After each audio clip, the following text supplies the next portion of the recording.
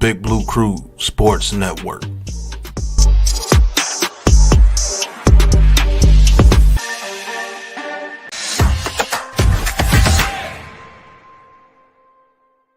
Hit the mic opinions with the snap. NYG22, yeah, that's the cap. Unpopular takes, but we cut no slack. Watch the views climb while we talk that smack. It look like we running with DJ for another year, girl. I think the Giants are going to get off to a fast start. This channel for them high sports laws. Got the bass that hit like heavy doors. Unpop opinion sports where the talk roars.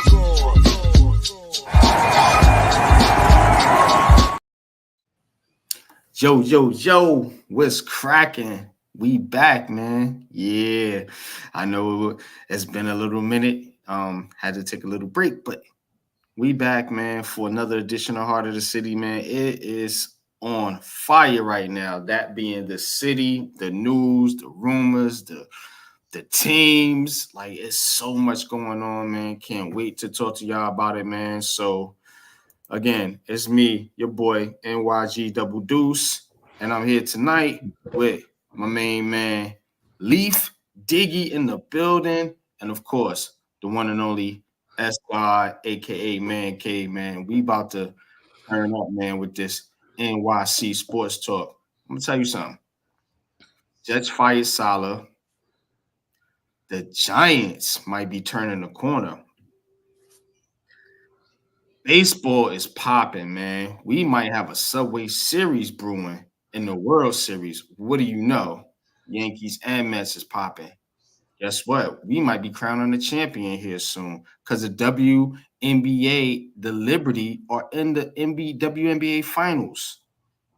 And hockey is starting and basketball is starting too, man. We got a preseason game tonight. And my man, Leaf Diggy, is going to be calling it right here on the Big Blue Crew Sports Network. So, let's get it, man. But before I do that, man, want to talk to my brothers, man. What's good with you, K? What's good with you, Leaf? How y'all feeling tonight, man? What's poppin'? So we feeling good, man. You know, like I said, lots going on in New York sports, man. Like I said, city's on fire for the Liberties, the Mets, the Yankees. You know what I'm saying? Everything is good right now in this fall. Coming up in the fall is, like I said, NBA preseason is here. NBA is about to come back, man, and stuff like that. But you know how it is, man. So New York thinks there's always going on. A city that never sleeps. Definitely, man. What's good with you, though, Leaf, man? I know you're getting ready for a game tonight, man. Talk to us, bro. What's popping? Definitely, man. Listen, the return of Nets Visual tonight and the return of Leaf is the League will be coming soon, of course, on my channel, and of course to the Big Blue Crew fellas. Appreciate y'all invite. The only problem that I have right now is the screen. It's the team on the left side of my screen that's disgusting, and I need y'all to block, and I need you to block them out. They right there. That's the right team. Cool with the Islanders. I'm cool with the Islanders. The Mets. There you go, Lee. Yeah, there we go. Yeah. That's cool. So the left side of my screen, that shit gotta go. You gotta put them. You don't put them up and then put them behind you. You know, like that. That's not gonna cut it with me. I'm not with that. You know. And them orange letters, I ain't cutting that neither, man. You know, I don't even like tangerines, man. Like I'm gross. Get them off. But definitely, man. Shout out to the Liberty. Shout out to the Yankees and the Mets. I can't believe I'm saying that shit. Shout out to the Yankees and the Mets and the Liberty. I'm definitely putting some stock in them to get it done. I'm trying to figure out what's the better matchup between Minnesota and Connecticut, but definitely the Liberty have cut a wedge between that three-peat that Vegas was trying to go on, and they look like they could be the champs and everything. So shout out to them, and of course shout out to tonight's game on the Nets. About to see a version of them. Obviously, we already know what version of them we're gonna see, but I mean, we gonna see. We will most likely gonna see Cam Thomas tonight, and that's always a good thing, man. Just as long as they don't tick me off with too much of what's going on. But I really would like to see like a lot of these young players where they're gonna be and where they could be as the season goes on. But yeah, so stay tuned tonight, 10:30 Eastern time. Next visual is back. Definitely, man. MLB. Nets versus Clippers tonight, preseason 10:30. As Leaf said, will be called right here on Leaf's channel and on the Big Blue Crew Sports Network. I'm interested to see Jalen Wilson in that game. I want to see Noah Clowney. I want to see how he looks now. So I'm definitely interested to see some of these younger players. I know what Cam Thomas is. Like, I don't need to really see a whole lot from Cam Thomas. I need to see Cam Thomas in the regular season to see if he's improved his playmaking ability. But, you know, I did a breakdown on that on my channel. Go check that out. But as far as the other players, I just want to see some of these younger players, two that I mentioned in particular. That's Jalen Wilson and Noah Clowney. So yeah, so Claxton, Dayron, Bogdanovich, and Wofford will be out for us tonight. So they won't see them tonight, but probably till the season starts. The season gonna start in like another 2 weeks. So Dayron is out until November. Dayron is out till November. I don't know what that is, but everybody else is I guess they on like temporary little hamstring injuries, this, that, and the third. But Dayron is gonna be out till November. But Bogdanovich, Wofford, and Claxton is going to be out tonight as well. So you might just see Clowney and a lot of the young guys that we picked up. So yeah, that's a possibility tonight. Cool deal, man. But we will be tuned into that, Leaf, man. As a matter of fact, we may do some bonus coverage here on Heart of the City, man. And we're still streaming. We might tap into your stream, man, just to get some updates on the Nets, man. Yeah, you know me, I'm being biased here. I want to see what's going on. So, yeah, definitely. and I throw a bone out there, man. Just because of the preseason, I'm feeling a little bit nice. I'm never really feeling nice, but you know what? Some of the Tangerine fans is invited. You know, we might bring them down. That's all right. That's all right. We got our game tomorrow, so I'll be doing that. So we got our game tomorrow. Where the real fans gonna show up. Where the real fans gonna show up. Yeah, that's what they say. But I mean, we all know it's gonna be a shit show. But anytime they touch the court, they're gonna disappoint whoever they in front of. So we're gonna get into the Tangerines a little bit later, man. But we got some big breaking news today coming out of New York, the Meadowlands, of course, and that is the firing of Jets head coach Rob Saleh. And that's why I want to kind of lead this show off with, because this Jets team is supposed to be a Super Bowl type caliber team. All this team was hyped up. You know, remember in the preseason, they was poking fun at the Giants and everybody was talking trash. And look, man, we told you on Heart of the City, we told you on the Big Blue Crew, pump the brakes on the Jets. Now, look, this is the first team, and they're not even the worst team in the league, but they the first team to get rid of your head coach, which should raise some suspicions if you've been paying attention, because you know who's running that team right now is number 8, Aaron Rodgers. That's who's running the Jets right now. So if you think this is a coincidence, it's not, because I don't think, and I'm not saying Rob Saleh is a good head coach. I think he should have been fired, but to do it at this point in the season is just weird to me. It's just weird to me. You know what I'm saying? Let me get to my chat.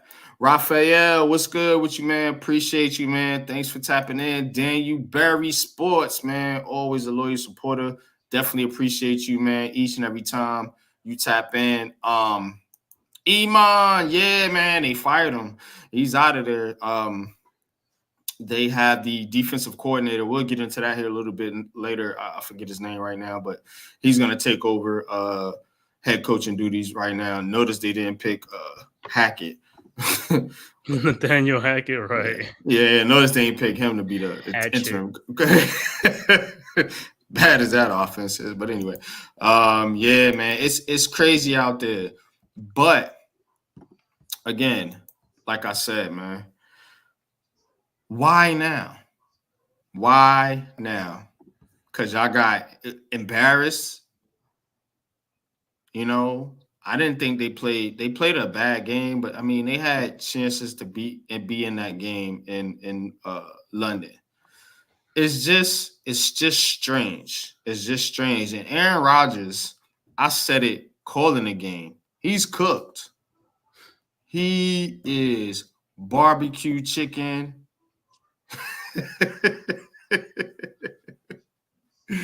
He is lo mein. He is ribeye, grilled, charcoaled. Yeah, that's Aaron Rodgers. Put him in the dishwasher. Put him in some soap, some water. Put him in dirty dish liquid. Put him in the tub water. I ain't gonna lie to you.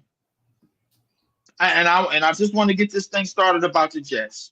The problem is never the defense. Y'all got rid of the guy that leads that defense and always has that defense top 5 or top 10, whatever the case may be. Pretty much. Defense gave them chances to win that game. The problem is there's no offensive mind on that sideline. It doesn't matter. Like, look at the quarterbacks they done got rid of. Geno, there is an offensive mind. It's Aaron Rodgers, remember? Yeah, but no, he ain't that. His offensive mind is one track. His offensive mind is thinking, I need to get my guys that I had over here with good old Green Bay land and go bring them over there to the Jets, and I'll be just fine. That's not the case. The thing is with the that I noticed about the NFL, I noticed that certain play calling offensively, you could tell who knows what they're doing. You could tell who knows what's going on and how the sequence of the game. And with the Jets, you haven't seen that in years. They don't have anybody on their coaching staff that has that type of mind. That's their biggest problem. Aaron Rodgers wants things to still be like it was in 2011, which was a damn good year for me. You know what? Not to cut you, but the Jets' biggest problem is what Iman got right here on the screen. They're stupid. Yes, they are. Yes, they are. Yes, they are. Yes, they are. And why would you hold up, Leaf? Why would you ever trade for Aaron Rodgers at the end of his career? And as you traded for him, he got hurt, and you ended up with a top 10 pick, and you took an offensive lineman, which I'm not mad at. But again, you got Aaron freaking Rodgers on his last leg, and you let Rob Saleh and Joe Douglas steer this ship. You let them do this. And then you let Joe Douglas fire Rob Saleh as if Joe Douglas ain't got demons in his closet. You know, if he ain't done some stupid ish, like trading for Aaron Rodgers. He didn't absolve himself of his sins. He didn't absolve himself of his sins. And while we're still on the subject, going back to what I kept saying about the Jets' problem is that they don't have anybody. Salute, man. Tudo, what's going on? I appreciate that too, Tudo. You know what I'm talking about. Much love, bro. The Jets don't have anybody on that sideline on the offensive side of the ball that's serious about winning football games. They don't. That's the problem. The defense is not the problem. The defense is going to give them chance after chance after chance to win games. And you saw that on Sunday when they was only a score away. They was a touchdown away. And this is the same thing that I, as a Packer fan, got told about Aaron Rodgers back in the San Francisco game in the playoffs. Wait, Aaron Rodgers only put up 7 points? I don't want to hear about Minnesota's defense because we played the same damn defense a week ago. And I don't want to hear nothing about Denver. It was all good just a week ago. Exactly. So the reality of the situation is, and yes, Aaron Rodgers is cooked in a Jets uniform. Hell yeah, he is. So was Sam Darnold. He was cooked in the Jets uniform. So was Geno Smith. He was cooked in the Jets uniform. Look at what they're doing now. Now that they're not in the Jets uniform. You know what I'm saying? So we all see the puzzle. That's true. You know what's funny about that?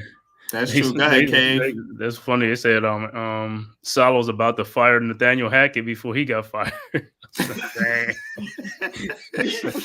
You were trying to fire Hackett before you get fired? Complete dysfunction. Because somebody got to take the blame, and it ain't gonna be Aaron Rodgers, and it ain't gonna be the owners. It's gonna be one of you two. So they playing the Spider-Man the me pointing each other. It's his fault. It was his fault. This is what they doing. But you know the thing with Saleh's a defensive coordinator, so I mean his defense is good. I mean he could do that part. You know what I'm saying? He just got to get an offensive. The defense is better than the offense, right? So I will say that. But then he got Nathaniel Hackett, and everybody was like, "Oh man, that dude flamed out in Denver. You gonna bring him back over here? You gonna bring him over here?" But that's the problem being a head coach, Cave. You got to manage the whole team. You can't just pick a side of the football and say, I'm in charge of this. You ain't doing your job, so you got to go. No, you got to go because you're in charge of him. You're the reason he ain't doing what he's supposed to do. Who's going to be the next coach? I want to see what's going to be the head coach and search, see who it's going to be. Man, who knows? Who cares? They're gonna screw it up. Cave, does it really matter at this point? No, but what I'm gonna say this is like if he got fired, I'm pretty sure Joe Douglas is about to get fired too. So the next person is gonna be the GM. He's gonna hire his coach. I don't think Joe Douglas is gonna be around, so he's gonna get fired. He'll be the next one to be fired. Exactly. So we already know it's basically a hamster wheel that's going on. You getting fired, you getting fired, you getting fired, you getting fired. Your ass is getting fired. Then we're gonna hire y'all again to get some short money. You're gonna get fired. Who would want that job though? If you know you're gonna get fired. My thing is that the person that wants that job. Hold on, now I'm gonna be surgical when I say this. The person that wants that job is the person that knows that they can change everything on the offensive side of the ball first. Because the defense was never the problem. Exactly. It was never the problem. So the person that wants that job, honestly, 100,000% believes that he can change the offensive side of the ball and change the culture of the Jets losing ways. No legit coach. I'm gonna tell you right now. No legit coach is gonna take that job when Aaron Rodgers is quarterback. Because you can't do what you want. If I'm a coach, think about this. If I'm a coach and Aaron Rodgers is a quarterback, and I know for a fact I might got a year with him, if that. And he's probably halfway checked out. So why would I take that Jets job knowing that if it don't work out, guess what? Now I got to go find a quarterback. Now my team's going to be some shit. Which they already are. So now I got to think about how can I build this team up? The only way to build the Jets up is to tear them apart pretty much. They got to move on from some of these cats. Like, you know what I'm saying? Like you got Aaron Rodgers in here, cool. And you brought in Lazard, stupid move. You know what I mean? You let the pass rusher go. You know what I mean? Like, now you got to think about who paying Sauce, paying Garrett Wilson. Like, it's a lot of things that the Jets are going to be facing. And you need somebody with some patience that's willing to move on from a lot of the mess that's already over there. Like, they got to do kind of what Shane and them did with the Giants and kind of start getting rid of some of the players that people love and don't want to move on from, because that's what's going to be best for the team overall moving forward. We'll see how it turns out for the Giants. But as far as the Jets are concerned, you can't roll. You can't keep rolling with Aaron Rodgers and this group of offensive players, like Leaf said. Hackett got to go. Rodgers got to go. All his buddies, Lazard and all these other guys he bringing over here. Get them all out of here. But redo the team. But like Leaf said, is that job is a little bit easier than a lot though, because they have things to work with. The defense is it is a top type of defense, so you really don't have that much to change, just the offensive side. So I mean, it's not a total breakdown. So some other coach could go there, like offensive minded coach, or a new like the ownership from like how the Commanders got from like San Francisco. They can go in there and change that thing within a year, 2 years, get rid of Aaron Rodgers, whatever, and just fix the offensive side, and they'd be right there.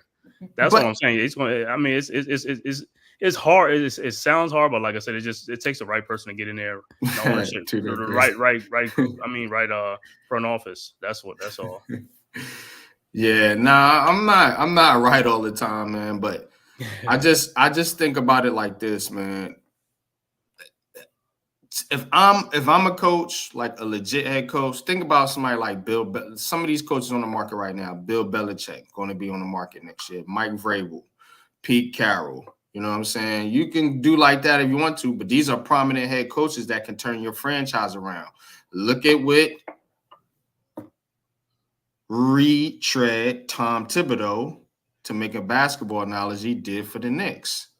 It can be a similar situation. It doesn't mean that they're going to take you to a championship. It just means that they can come in there and get you right.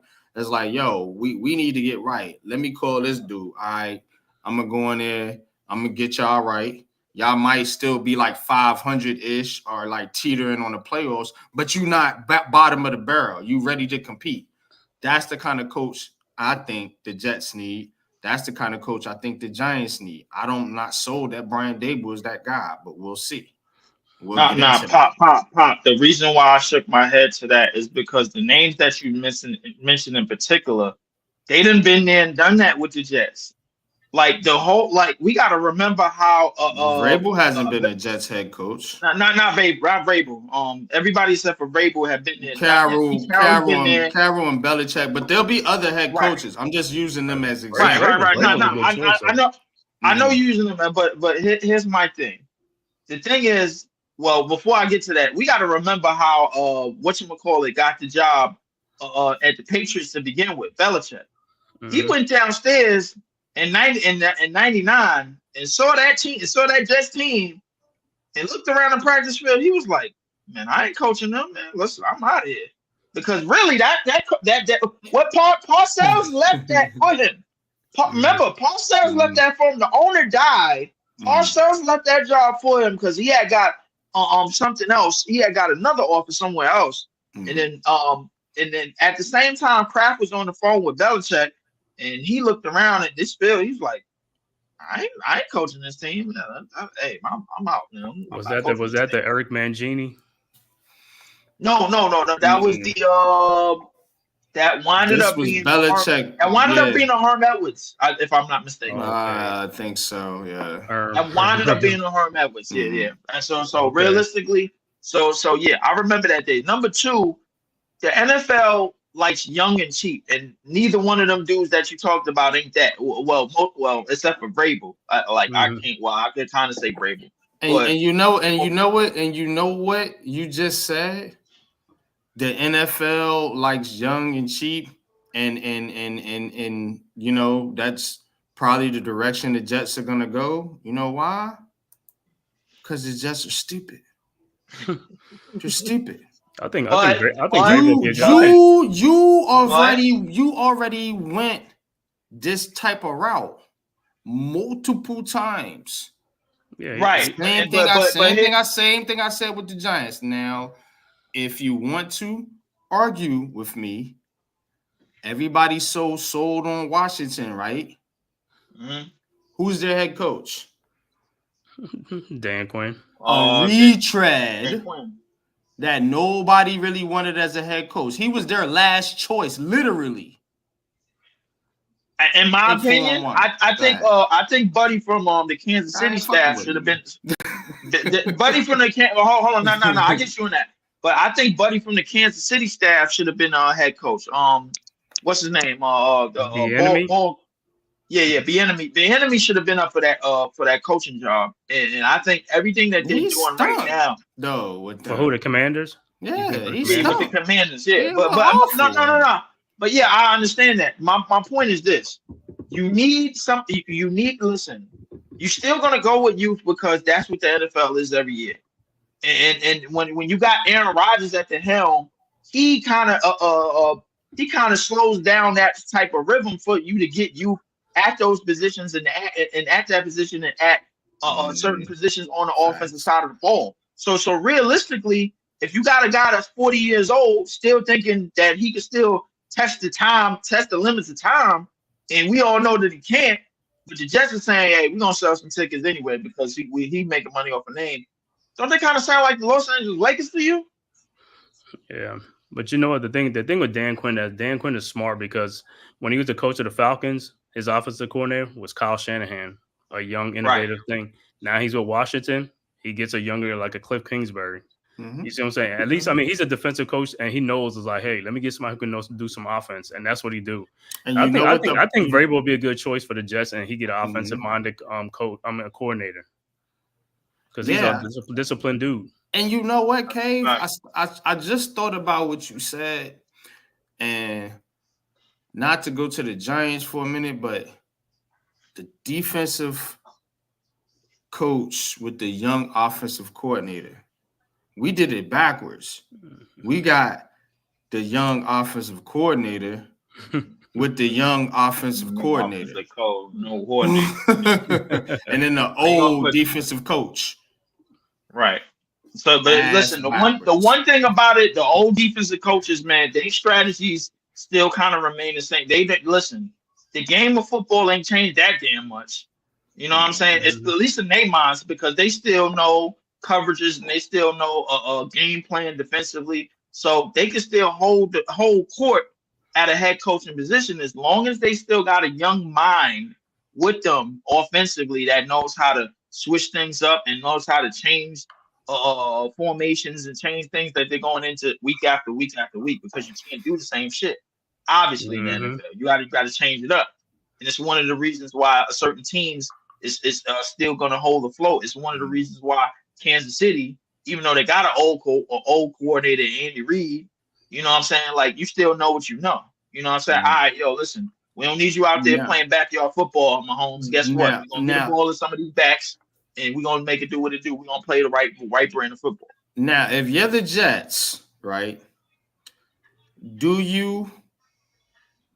what would you do as far as Aaron Rodgers is concerned? Because to be honest with you, I don't know how a coach can come in here and move forward with Aaron Rodgers as the future quarterback. Like you can't be thinking like, okay, this is very easy tying my future to this cat right here. Go ahead, Kay. It's very easy. Just get a new GM. A new GM will come in, and the Aaron Rodgers thing, he knows it's only going to be for like a year or something. He'll get his own quarterback. Mm-hmm. Like I said, what you need to do is poach from one of the good teams, like Kansas City, San Francisco. Poach their front office to get somebody to come in and be in your front office. That way, you could bring in like your own coach. Like I said, let's say it's Vrabel, and then you get somebody like an offensive coordinator or wherever the guy decides. But they know Aaron Rodgers is only going to be there for a year, and that's about it, and they can move on from him because they know he's an old guy. He's not going to, you know what I'm saying? He's not going to be a fight 4 or 5 years. So they could get out of Aaron Rodgers' contract within a year, and that's it, and just go draft a young quarterback to sit behind Aaron Rodgers, let's say for a half a season, and then take over, and then that's it. And Aaron Rodgers out the door. Because they had no ties to him. They have no ties to him. They don't care. Here's the issue with that, right? This year, the Jets are probably not going to be bad enough to be anywhere near getting like a top quarterback. They mortgage more picks. Right. They already sold picks to get Aaron Rodgers. You know what I'm saying? So it's like you're selling your soul to the devil twice. What I'm saying is you keep him this year, and then next year when you go really flounders, then you can get a quarterback that following year. That's all I'm saying. Yeah, but again, like. To me, I think you have to cut because, again, okay, so if you're a GM, head coach, and you say, all right, you're doing the Daniel Jones thing with the Giants. What I think it's just like you pushing the quarterback onto a new GM, a new head coach or whatever, and then you're going to say, hey, let's see if it works, and then we'll let you pick your quarterback. Okay, well, circumstances happen and say you're not in position again next year to get your quarterback because Aaron Rodgers plays, he's on a swan song or whatever they call it, and he gets you to 500, but you still get mopped in the playoffs. So it's like, now you kind of stuck. Then he slides off to the sunset. But y'all picking, you know what I'm saying? 18th, but here's 19th. the difference, though. Here's the difference. Daniel Jones was younger, though. Aaron Rodgers is already old, so they already know that. So, I mean, Daniel Jones is like 20-something years old, so that's a little different. The next GM coming, he's not going to do that. He's just like, hey, we cutting ties after this season, and that's about it. He's not going to do that. They're not going to – because Aaron Rodgers' contract is not, you know what I'm saying, like, 2 years? Is another year on the contract? That's about it. But see, see what I'm saying? The dilemma is you fired your head coach now. So automatically what you're telling me is whatever head coach comes in here, he got to deal with Aaron Rodgers. And I'm saying that's at least for 1 year. And I'm saying that's not going to work. Aaron Rodgers need to go with where Rob Saleh went, in my opinion. After this year's done, they need to move on from him. You got to look at the dead money. How much is the dead money? And that's why they shouldn't have cut Saleh right now. That's I'm just saying, like, I got to look at see what is his dead money after this season. Because if you can't move on from Rodgers after this year, bro, you just screwed your next head coach. You screwed him. You really did. You know what I'm saying? And we already know it ain't no patience in New York, so we can't sit up here and say, he'll get a couple of years. Yeah, fucking right. Hey, but you know what though? It's the whatever front office you get. If they shrewd enough, they good enough, they can make things happen, man. Trade. But you gotta have a plan though, bro. No, that's what I'm saying. That's what I'm saying. The next two, it's gotta be a good front office, and they will have a plan. You know what I'm saying? Not some rinky-dink retread or something like that. That's you be like, oh, he was a failure before, not somebody like that. Yeah. Like I said, just like Washington, like I said, they got rid of the ownership. I mean, that was a different situation, but they got new ownership and all stuff, But like I said, Kansas City, other successful teams is go to their front office, get somebody there, and they'll do what they gotta do. Y'all hit that like button. Y'all share this on your social media platforms. Y'all help this network and this channel grow. Again, this is Heart of the City. There's imitators, but this is the real original. You know what I'm saying? I see him biting. Right. I see him in the corners, peeping your style. You know what I'm saying? But again, if you're not rocking with Heart of the City, you ain't real because everybody else getting their style from right here. Big Blue Sports Network, man. Appreciate y'all, man. Thanks for tapping in. I'm your boy NYG22 with Escott and Leaf Diggy, man. Now let's get into this. I want to get into Liberty a little bit. Let's talk Liberty, man. What's about something that we all enjoy right now? Ladies, man. Look, man, where Coach at, man? Ladies, smiling, bro. Ladies, bro. Man, Coach, man. Listen, you know what? Shout out to Coach, man. Hope you return 40 years out, man. Because definitely, man. Just to speak on the Liberty a bit, man. I think they really exercised the demon a lot. Well, in this Aces series, and redeemed from last year. Yes. Definitely did. Sabrina played very, very well. Of course, we know Stewie played well. The X factor going into this finals, in my opinion, Jaquel Jones. If she plays dominant, if she plays in that paint and dominates, the Liberty can't be beat.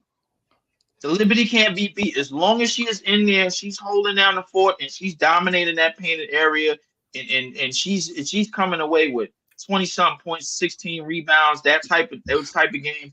I don't think anybody can do anything with her, man. And don't get me wrong, that's no disrespect to Minnesota, no disrespect to Connecticut, but I strongly believe if you get a certain version of Jaquel Jones in this series, you are the Liberty are going to be champions.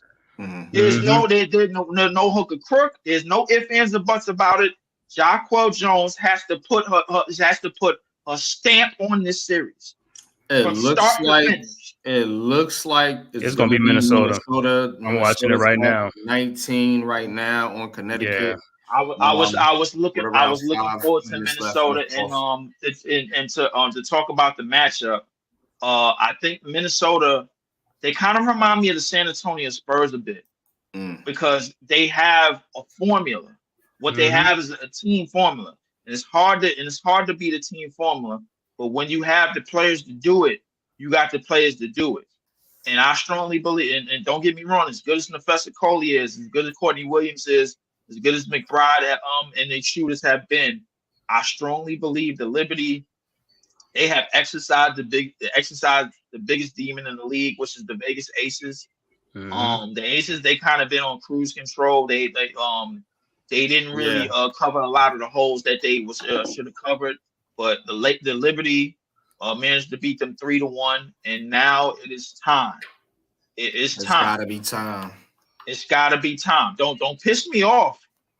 Don't be the Buffalo Bills. Don't keep getting to the championship losing. Don't be the Knicks of the 90s. Get out of here. Don't do that. Don't get there and then lift me up only to be like, oh, well, yeah, we just no, don't do that. We don't need that. I told you what happened in '94. It was that OJ thing, man. We don't care. We don't give a damn. We don't give a damn. Listen to me.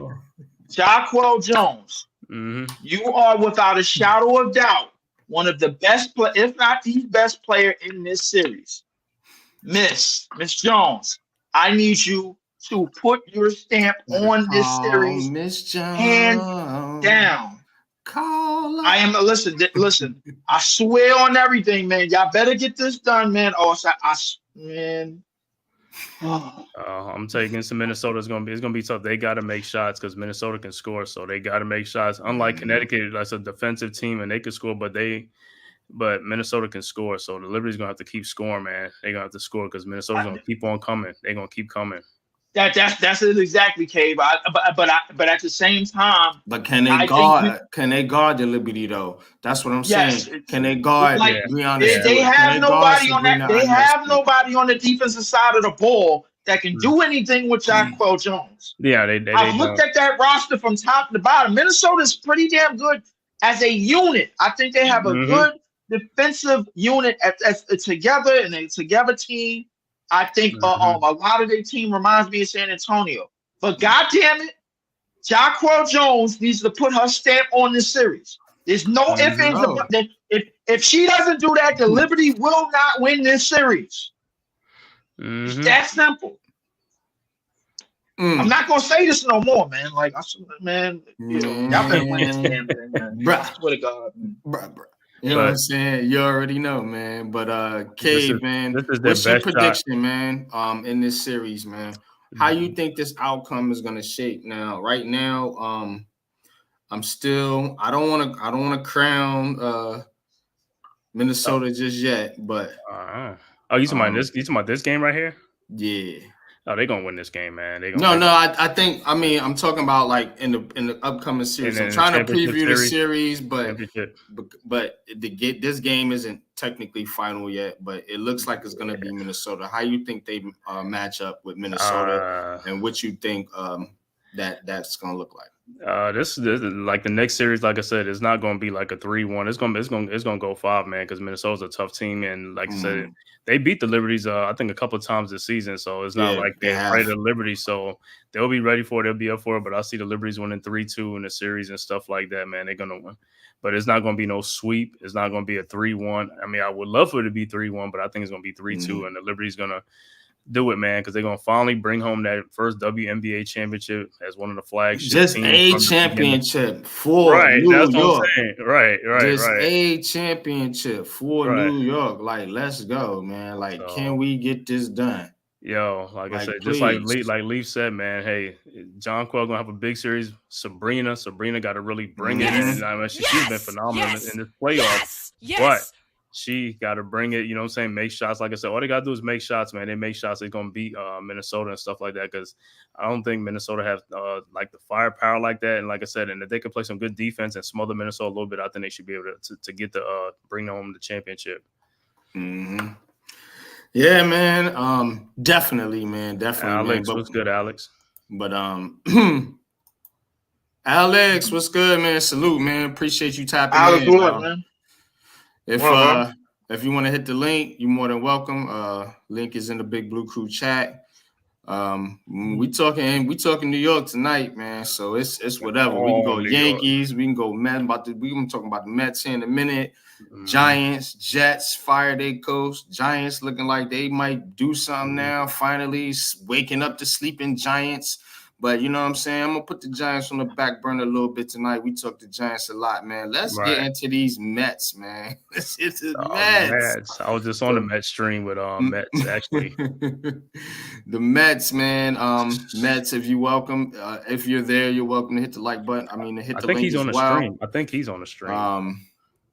Okay, cool. Oh yeah, that's right. He's doing wrestling. My bad, man. Yeah. We got so much going on with the Big Blue Crew Sports Network, man. I can't even keep up. So again, I can't even keep up, man. But Mets beat the Phillies tonight, 7-2 in Game 3, lead the series 2-1. Look, man, this team is still, you know what I'm saying, hanging around. Like, I respect the Mets. I respect the Mets for this reason. This team last year basically ripped the team apart. You know what I'm saying? They were looking to the future, you know, trading this player, trading that player. Went into this season with minimal expectations and started the season off like everyone expected them to. Like they was going to just be like they was just going to be trash this whole year. Jose Rodriguez, man. And then boom. Boom, boom, boom. The blue guy, Grimace, shows up, and this team just takes off. And he might have propelled them to a World Series berth right here. I'm just saying. That's crazy, because it is wild. Because ever since this, and we track this stuff on Heart of the City. That's why you got to listen to this show. That's why you got to listen to this podcast. Ever since that purple dude, now I know because I'm not even a Met fan. Ever since the purple dude came up, and they went on that streak. They've been a good team ever since then. I don't know what it is. I don't know how it happened. I don't know why it happened, but it happened. So ever since that point, this team has been good.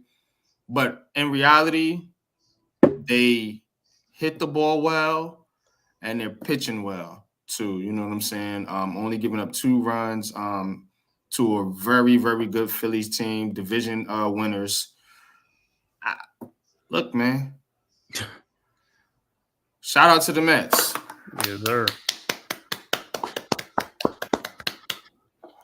That's all I can say right now, man. You know what I'm saying? I want it to be a Subway Series. That's just me being selfish. You know what I'm saying? I want the Mets to roll through the NL playoffs. I want them to beat the hell out the Dodgers too if they make it. Just dog walk them dudes. I can't stand the Dodgers. You know what I'm saying? Okay. And then we can't stand the Dodgers. Wait, what's going on with Dodgers? I can't stand the Dodgers. Me. I'm a Yankee. I'm not because I know it's been a while. I still got people in Ebbsville, Brooklyn, over there. And they left. They left. Yeah, of course. Exactly. But I'm gonna say this about the Mets. Go ahead, Kay. The Mets is like I said, it's just like it's totally different. Like flip, like last year they bought all these stars to win a championship, and they were so terrible, and they end up trading all these guys. And this was supposed to be a rebuild and whatever type of stuff. And look at them now, man. They just like totally went the opposite way. This season kind of reminded me of the Mets. It reminded me of the Giants when they played the Patriots in an undefeated season. That last game that they lost to the Patriots, and then they met them in the Super Bowl and beat them.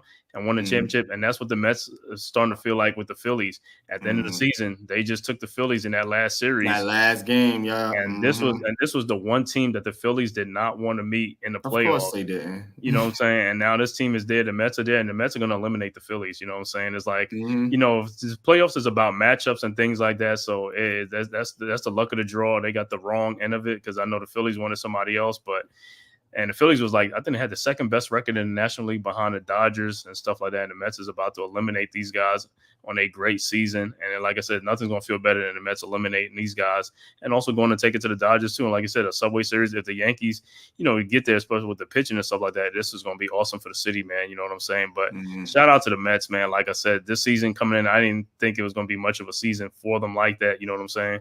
You know, but hey, they turn it around and grit, whatever you want to call it, and determination. And hey, I'm happy for them, man.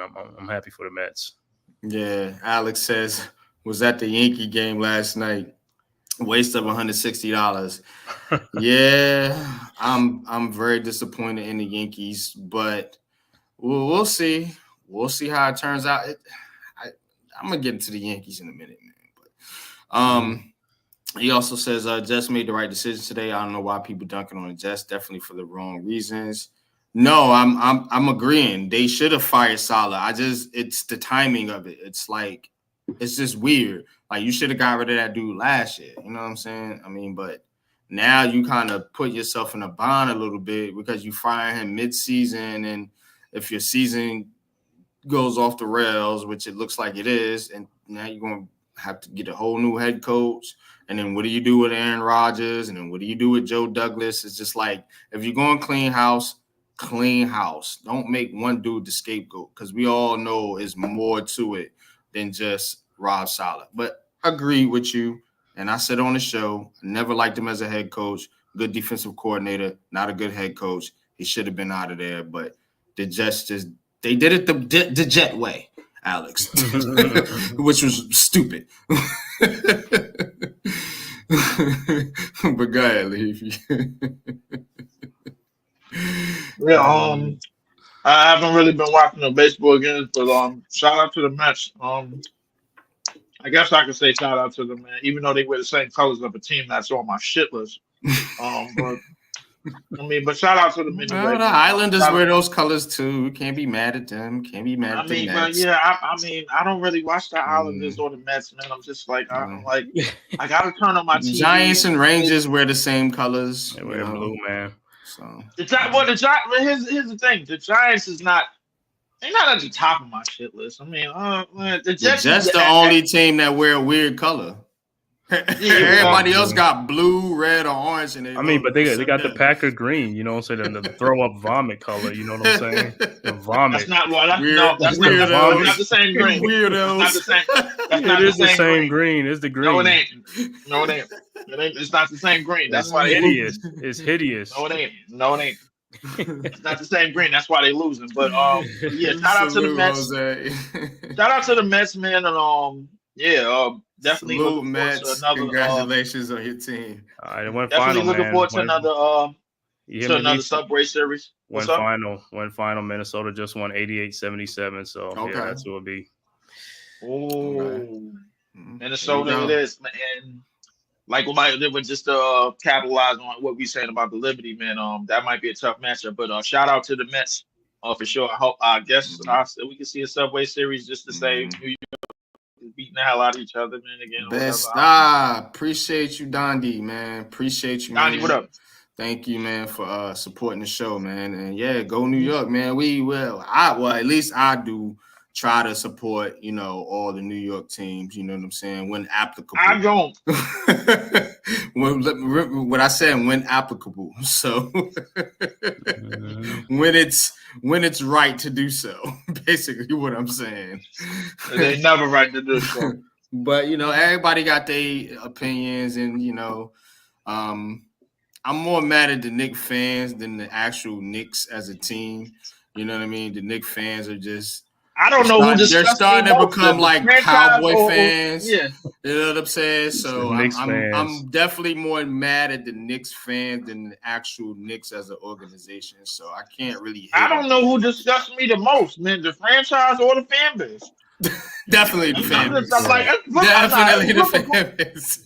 To me, it's flip a coin. I'm like, and guess what? Knicks fans don't give a damn about what y'all think. We don't care because we run this town. We run guys this like city, you. bro. This is why I made that statement. We run this thing, bro. Y'all run up to the street. Y'all run up the street. You and y'all run up the street and see what they doing. And all these other. No, y'all don't. Crazy, like I said, Knicks fans are the only fans that run this. They take over anybody's stadium, bro. Y'all can't do that. Nobody else can do that. We can do that. Y'all take over the stadium. We could take over anybody's arena. You know what I'm saying?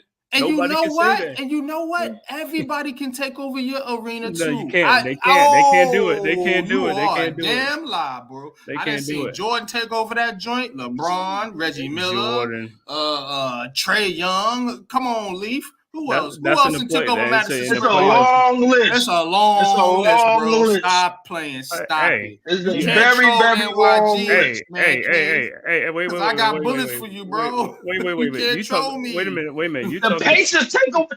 Every version of the Pacers have took over that damn arena. Hey. They walk in there and do what they want, leave. Sit on the court, give your fans the middle fingers, talk shit to Spike Lee. Hold on, you talking about players. That's what I'm saying. We talk about fans. We talk about fans, bro. Well, yeah, if you don't get the fans the tickets, of course, take over the fans can't afford them $300 like I said, rinky-dink tickets in Madison Square Garden. Nobody want to come there and watch a game. You know where they go watch games at? Brooklyn. That's where they go watch basketball. It's not hard for Knicks fans to travel. You know why? And that's why the Knicks fans go to Brooklyn. The tickets are cheaper in every other arena than it is in the Knicks. You know what the front seats for? Leaf. You're helping my cause. That's what I'm talking about. You know the Barclays Center is for the Knicks. That's the overflow section, like when you go to church. That's the overflow section for the Knicks fans. And pay $300 to watch a losing team, that's what we just said. Nobody wants to do that. Everybody go watch the Knicks. That's why they don't go to Madison Square Garden. Bro, only the celebrities can afford that shit. Bro, Madison Square Garden is sold out every game. And they just like throwing money away. They sold out every game. Because the people that go there like throwing money away. That's why. Hey, they don't throw money away. They go to see their teams. They like throwing money away. Like I said, the most loyal fan base. When the last time you've been to MSG? What, about a couple of years ago? Exactly. But like I said, the most bumped up, man. It ain't even about it. Listen. It ain't even about the tickets. Yeah, for real, it ain't even about the tickets. If I lived up there, I would be going there more often, though. If I lived I'll put it to you, I'll put it to you this way: if tickets were sold out the time when y'all had Lance Thomas on the roster, there's something wrong with the fan base. There's something wrong with the fan base, bro. Like they need help. Bro, y'all need help. You're helping our cause. You're helping our cause. Like I said, the most loyal fan base. Yeah, loyal to a fault. Listen, it's like the battered woman that keep going back and she keep getting whooped. And you're like, why, baby? Why? But you like pain. But you helping out. Listen, like you're helping out. Y'all can't help that person. You can't help that person.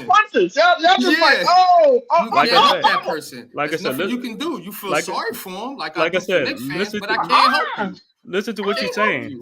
You can never say Knicks fans are bandwagon. We there when our team is losing and when we win this. I never said that. No, I'm just saying people can't say that. People can't say that. The Knicks fans are the most loyal fan base. I would never say that, Kay. But y'all all bit.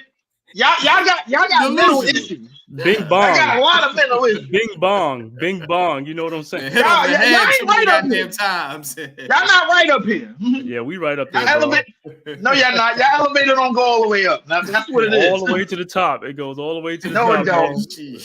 There's nothing can stop them all the way up. Hey, so listen, definitely appreciate y'all guys. It's almost time for me. Yeah, man. For what? It's almost time for me. A real basketball team. Basketball is back. You talking about Intramural? Go watch Intramural. Basketball is back. Tomorrow night. And we all here. Basketball is back. Shout out to the Blue Fellas. Shout out to the Big Blue Crew. We are back, and so am I. I'm back here too, man. And next visual is coming up in about good 15 minutes. I'm gonna do some pregame work, get all my exercise demons and everything, get them all out of the way. NBA basketball is back. I'm gonna be here as much as possible. Appreciate Pat. Appreciate Lou. Appreciate MYG. Appreciate Cave. Everybody here at the Big Blue Crew Network, man. Appreciate the honor and the privilege to be here with you guys, and hope to grow. And man, we gonna lock in, and we gonna do a whole lot of things, man. Y'all see baseball on one end, wrestling on another end. We doing, of course, NYG got Heart of the City, all the New York sports on another end, man. You got Giants football. You got football all over the place, man. Monday night football, Sunday night football. It don't matter what night football. You know what I'm saying? So like, definitely we back in effect tonight. Next visual. I'll try tomorrow night. I'll probably get some Leaf is the League in and try to do that opening night. Celtics versus the Tangerines and another team that I don't even like. I'm gonna probably do that as well. But definitely appreciate everybody up here, man. Appreciate everybody in the chat. Hit the like, share, subscribe button for my man NYG Unpopular Opinion Sports, and also catch my man Man-Cave. He always do content on the shit ass Knicks. But definitely man. Appreciate y'all. Real channel. Appreciate y'all, man. All handshakes above. Appreciate y'all. We locked in. Let me get to my page, man. I will see y'all soon. StreamYard, man. Yeah. I got words for y'all. But I'm gonna leave it alone, man, because I'm on my man page, man. Yeah. Appreciate it, definitely. I'll holler at y'all. All right, man. Appreciate you, man. Shout out to Leaf Diggy, man. Putting in that work on the Big Blue Crew Sports Network, man. Dope to see all types of different content on the network at the same time. Of course, we over here with Heart of the City. And we got wrestling on the network now, and of course basketball, as well as football all the time, like Leaf said. So definitely, man, it's an exciting time, man. You know what I'm saying? Baseball was on earlier with Mets. So salute to you, Mets. And that being said, though, man, and I think they're doing wrestling right now. I don't know if they they doing wrestling right now. So that being said, real quick, so we just talked about the Mets again. The Yankees got to do their part to get in there too. Yeah, you know, so Royals are a tough draw, man. The Royals are tough, but yeah, the Yankees, they got to keep hitting. If they hit, like I said, we'll win this series, man. But you can't keep leaving people on base, man. I know runners in scoring position is like you gotta bring these guys home, man. That's the most important time to get hits, man. I don't even care if you hits, man. I don't even care if you hit it to the outfield. Get it out of the infield. That's all I care about. Score some runs. Bro, Aaron Judge has not been clutch. Yeah, there's the playoffs at all. Yeah, like I said, I don't know what it is, you know what I'm saying, as far as like the last year and a couple years, like, hey, you got to get together, like, you know, shake it off and stuff like that. It's not about home runs all the time, you know what I'm saying? I don't care hit double, single, all that is still good, you know what I'm saying? Because the whole thing about it is just be clutch when, you know, especially you got runners on second and third or something like that. I don't care, just hit a single or a double, you know what I'm saying? Not I don't care. Home run would be great, but hey, just try to make contact with the ball, get it out the infield and stuff like that, and score some runs. And I know people don't want to manufacture runs, but manufacturing runs is the best thing too in the playoffs to, you know, put some more pressure on other teams' pitcher and stuff like that, you know. So, but like I said, man. Oh, salute, man. Peace and blessings to you too, bro. We was just talking about you, man. WNBA, as well. Yeah, man. We just gave your Liberty a big shout out. Rewind the stream, man. We was just talking about the Liberty going against the Minnesota Lynx. You know, I got my gals winning. You know what I'm saying? Cave got the gals winning. So, yeah, man. Salute to them. It's gonna be tough for the Lynx, but it's gonna be nice. It's gonna be great. Leaf mentioned, and I have to agree with him that Jonquel Jones will be a big factor in the series. She's tough to deal with. And I don't know. I like them tall centers, some tall girls. I mean, you know. Cardosa, you know, Jonquel Jones. Played in the post. What's my other girl's name? The Black Barbie. Oh, you talking about Angel Reese? Angel Reese. I like them type girls. You know what I'm saying? It ain't nothing wrong with shooting a three. You know what I'm saying? Being a 3-point shooter, man. I just think in the post game. Yeah, man. The physicality. I'm saying that you see down there with some of these Aja Wilsons, another one. So definitely, man. Like to see that from the ladies coach, man. But salute to the Liberty. And salute to you, man. Hope all is well, my brother. Of course. Yes, but the Yankees now. So 1-1, going to Kansas City now. Mm-hmm. Hey, you can't mess around here. Is it for 3 games or 2? 2-1-2. It's something I forgot the format is. 2-2-1, I think. Yeah, because it used to be. I don't know. It used to be 2-2-1. It used to be 2-3-2. Then they went to 2-1. It's a 5-game series, though, right? I think it's a 7. Let me see. I think it's a 7-game series. No, this round is 5. The next round is 7. This one is only 5. I think this round is 5. Let me see. Somebody help me out. I think this round is 5. I think the I'm about to look at it championship series is 7. That's usually how it is in baseball. Yeah, you're right. Basketball, they changed it. Remember, it used to be like that in basketball, but they changed it. Now all the games are 7-game series. I wish they would go back. Right, you're right. It's right. It's best of 5. But the first round is because I feel like this. I feel like if you're that good of a team, you should be able to handle your business in 5 games. You shouldn't need 7 games. So that's kind of a test to see like that first round should really be dominance by that team, that higher seed, and then as you go into the later rounds, you probably need more games to figure it out because teams gonna go back and forth a lot. That's how I feel about the series structure. So I always like the 5-7-7 format, but they went to the 7-7-7 format. The NBA did, man. But I think this Kansas City team is a tough team, but you the Yankees. You know what I'm saying? You the number 1 team in the AL. Beat them. Right. Beat them and don't play around with it. Like, I don't want this to go to 5 games. And you sitting there sweating in game 5 and you got goddamn Nestor Cortez or somebody out there. Oh my God, what's gonna happen? You know what I'm saying? Like, I don't want this to go down like this for this Yankees team. They at least have to get to the World Series. Like, my God, you got Soto, you got all this talent. So Clark Schmidt is on the mound tomorrow for the Yankees. Clark Schmidt. Yeah, good luck against Seth. You know what I'm saying? Who trusts Clark Schmidt? I don't. But you know what? It's crazy because in the beginning of the season, he started off great, and then all of a sudden he just like faltered or something. I can't stand that dude. Clark. You know what I'm saying?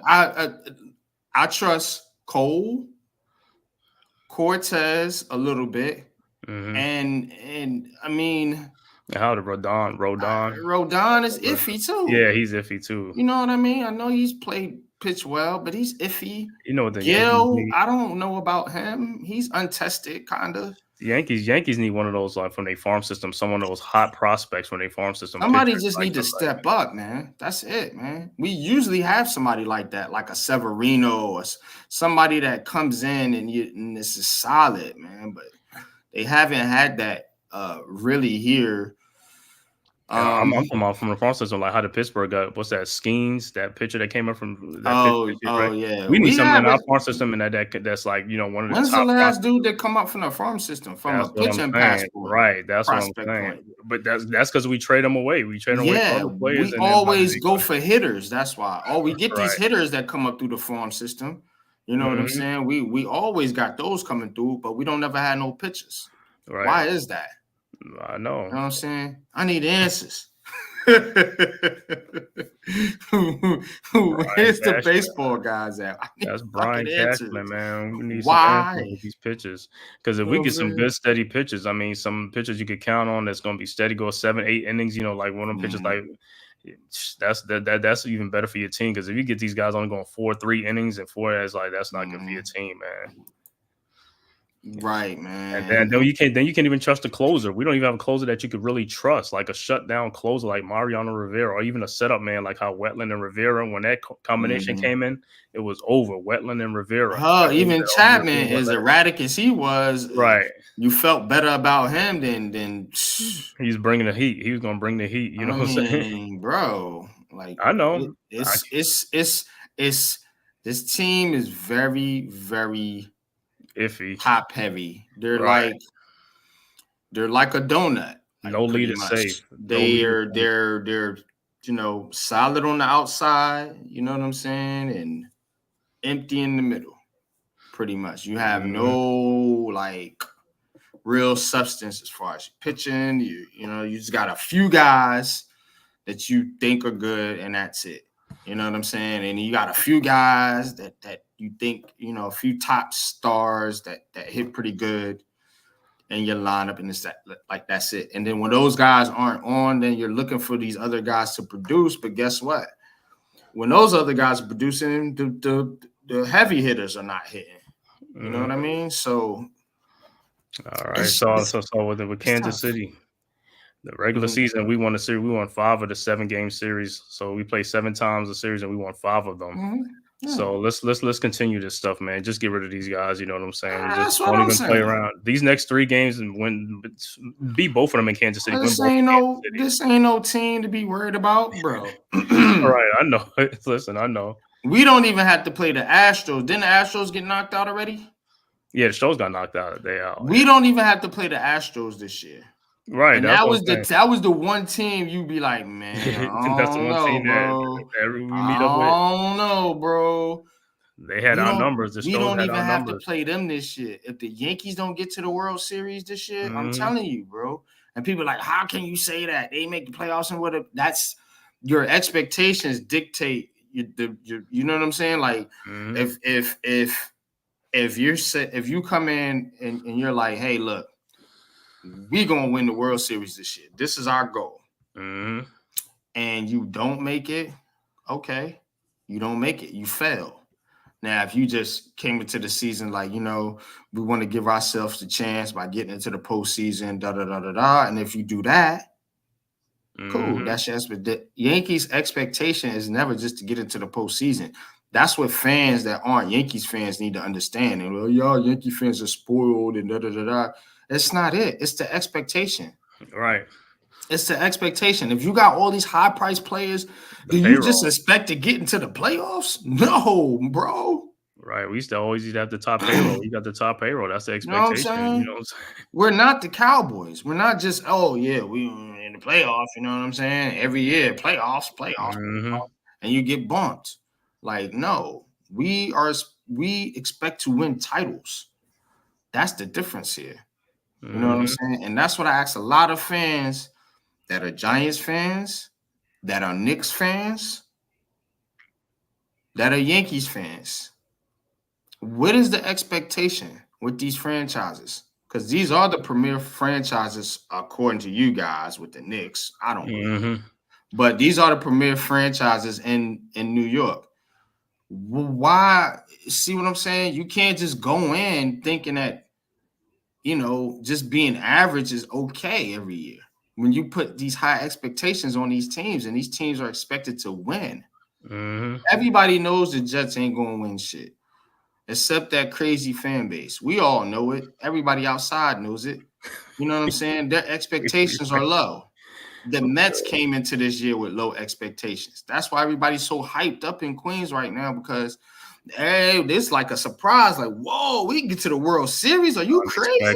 Unexpected, right. See what I'm saying? The expectations was low. Whereas the Jets was very high. That was a Super Bowl caliber, before the season started. So it's a disappointment. Exactly. So when it's high, it's a disappointment. That's why I said what I said earlier about the Jets. That's why I'm saying what I'm saying about the Yankees. And that's why I said what I said about the Mets. Now, let's take it to the basketball court. If the Knicks go in here and flop, and the Nets somehow, weirdly enough, make the playoffs, right. It'll be the same situation. It'll be the same you guys are going to be the failures, and the Nets are going to be the heroes because they had the low expectations and over exceeded them. That's how it works in sports. You know what I'm saying? But the Nets fans don't want that this year because they want the picks. This is not the year. This is not the year to do that. I agree, but he said, I'm just saying, I'm not gonna be mad at it, to be honest with you, because I know if that happens, at least we have a foundation we can build on. You know what I'm saying? But that's not what we expect. You see what I'm saying? So it would be unexpected, but me as a fan, I would not hate it. You know what I'm saying? So to be honest with you, because that means somebody else is worse off, unfortunately. But you know, the only difference of basketball is they got the lottery system. So even if you don't have the worst record, you still have a chance to get the number 1 pick. So you know what I'm saying, compared to football, where it's go by records and that's how it goes, and ain't nothing they can do about it. Until they change that. You know, teams will be tanking or whatever if they want a certain player. Yeah, I do think they close it out tomorrow. And I think the Yankees and Mets both win tomorrow. I'm gonna go ahead and throw that out there. Because I'm pushing for this Subway Series. I'm pushing it, man. I'm gonna be the fanboy for this joint. Hey, I want this Subway Series. I'm gonna say this though, because even after that Yankees game, the Yankees fans are still shouting about FMB. So if the Mets go into Philly tomorrow and they win it, just like how the Knicks won in Philly to close out the series, they're gonna be saying same thing about MB. The Met fans gonna be saying the same thing over there. They're gonna be going crazy and Citizens Park. I don't like Philly sports teams. Like I don't like Boston sports teams. Me either. You know what I'm saying? So again, I'm not a Mets fan, but I'm rooting for the Mets to go all the way to the World Series and come up just short to the Yankees. That's my goal. Bro, that's gonna be crazy. If that happens, man, that would be crazy. You know how much money the city will make. Yep. Golly. And this show will be popping every single motherfucking Tuesday. I promise you that. and if that happens, you know what? Guess what? That means New York is going to have a championship one way or the other. If that happens. So that's the best thing about it. Yep. I think we can get 2 this year. I think get 1 from the baseball, and I think we can get 1 from the basketball, from the Liberty in particular. Football, we're shot. I'm sorry. Hockey, Hockey just Rangers might pull one out. I'm still got high hopes for the Rangers. I was disappointed Rangers last year too, because they should have won. They got in the playoffs and they were a real good team during the season, and then they just lost in the but hopefully they rebound and bounce. They've been doing the same shit the Yankees been doing lately. They get in the playoffs and fucking lose. It's like consistently inconsistent. So it's one of those teams that you get there but don't. Like, we don't have too many New York teams that consistently get to the playoffs. The Yankees have been one and the Rangers have been one. But the Giants used to be like that too back then. You know what I'm saying? Way back in the day. No. I'm just saying they used to be like that too. You could count on the Giants. Dude, you know, I did this on trivia. I think it's only been one instance that the Giants made the playoffs 4 years in a row. One time. One time. Just 4 years in a row, bro. It was 4. It was either 4 or 5. I think it was 4. It was only one time. This franchise has been consistently inconsistent, like I said. But what's consistent about them is when they are good, they win. Like, they win everything. It's weird. But when they're bad, they're bad. They're just not good, and they never get anywhere close. It's like the Giants aren't close. When they're bad, they're not close. When they're good, they're like the best. They're like champions. They're never in the middle. They're never a middling team. No, but it is kind of weird because when the Giants are not at the best, when they get in the playoffs, remember those couple of years, and when they get in, people were scared of the Giants. When they got in, that's when they just turned it on. Even though they probably came in with 8 or 9 wins in the season, and next thing you know, they get in the playoff and nobody wanted to play them. They were scared of us in 2022. Right. If we don't play Philly, we in the NFC Championship game. I promise you that. All right. We ran into the wrong goddamn team that year. That was the problem. We ran into a buzzsaw. If we don't play Philly, we in the NFC Championship. We ran into a buzzsaw, man. It's all good though. But it is what it is, and I don't think that's gonna change anything as far as you know what I'm saying, what expectations are for some of these teams. But that being said, let's see. Okay, now we can get into the Giants. And big win in Seattle for the New York Giants. And I'm going to take this time to give a shout out to Daniel Jones, man. Shout out to Mr. DJ, Mr. Daniel Jones, man, because it can be hard to play in New York.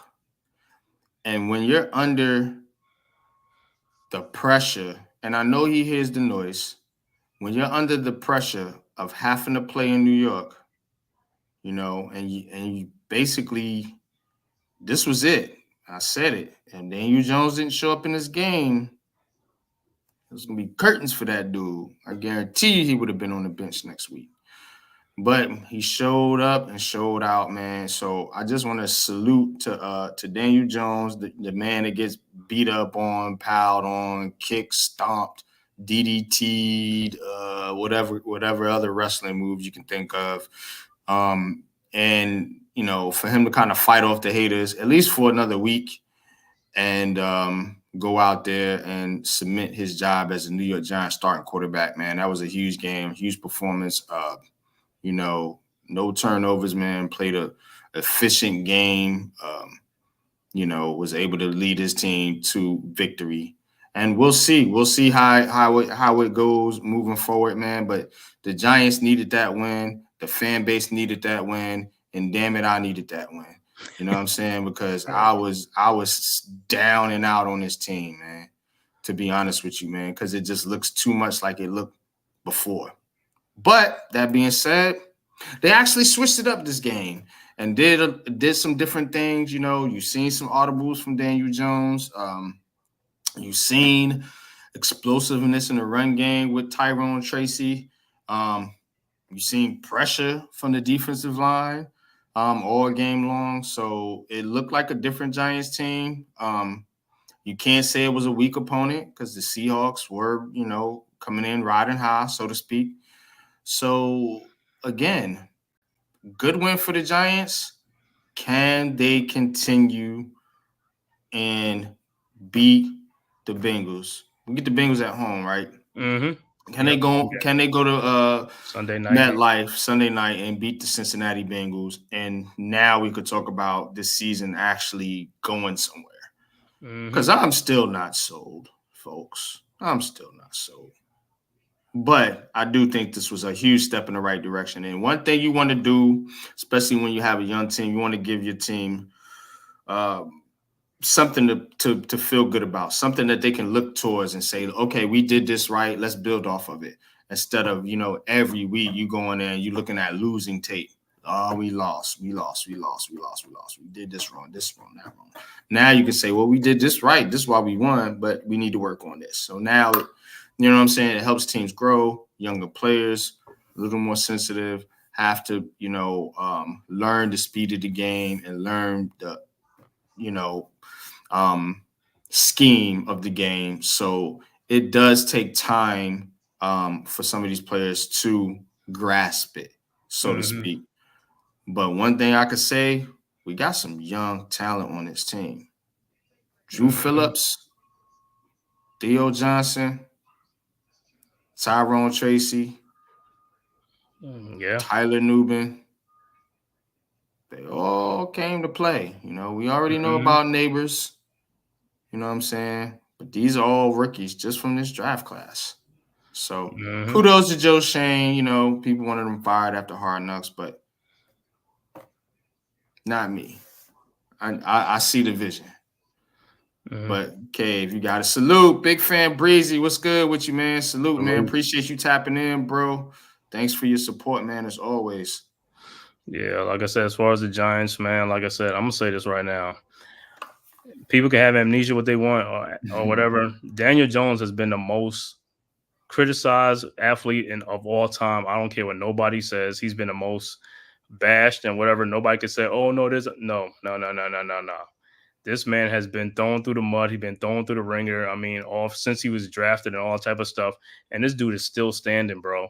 You know how many hits this dude done took, man? This dude is a tough quarterback, and a lot of people don't give him a lot of credit for that. This dude done took so much hits. He done been injured a lot, and this dude is still up there doing things like these other quarterbacks don't even be doing, all these elite quarterbacks that they so-called elite. You know what I'm saying? And Daniel Jones is still there, man. Like I said, like I said, after this Seattle game, man, like I said, I've never really been down on the Giants. Like I said, I just think it's the play calling and Dable doing some things. Like I said, if he calls the games like the way he called against Seattle, we're going to do him a better, you know what I'm saying? And then receivers can catch the ball, things like that. And we just got to be crisp. Everybody got to just be doing their thing, man. The defense play like the way they play. Come on, man. You look at a lot of games. The only one game we was out of was Minnesota. All these other games, we were right there. It was just came down to 1 or 2 plays. And football really is. That's what it comes down to. 1 or 2 plays in a lot of football games. Like I said, everybody can talk about elite quarterbacks, but if you look around the league, these teams are not averaging 50 points a game. Everybody is struggling, at some point, in these games. Everybody's struggling. You know what I'm saying? I know Washington is putting up some points right now, but like I said, until teams figure them out and get tape on them, like I said, it'll be different too. Trust me. So it ain't like, that's the new shiny toy. But like I said, trust me, it ain't like that. Because like I said, if it was like that, like I said, all these elite quarterbacks are averaging like 40, 50 points and throwing for like 500 yards a game and stuff like that. They not doing that.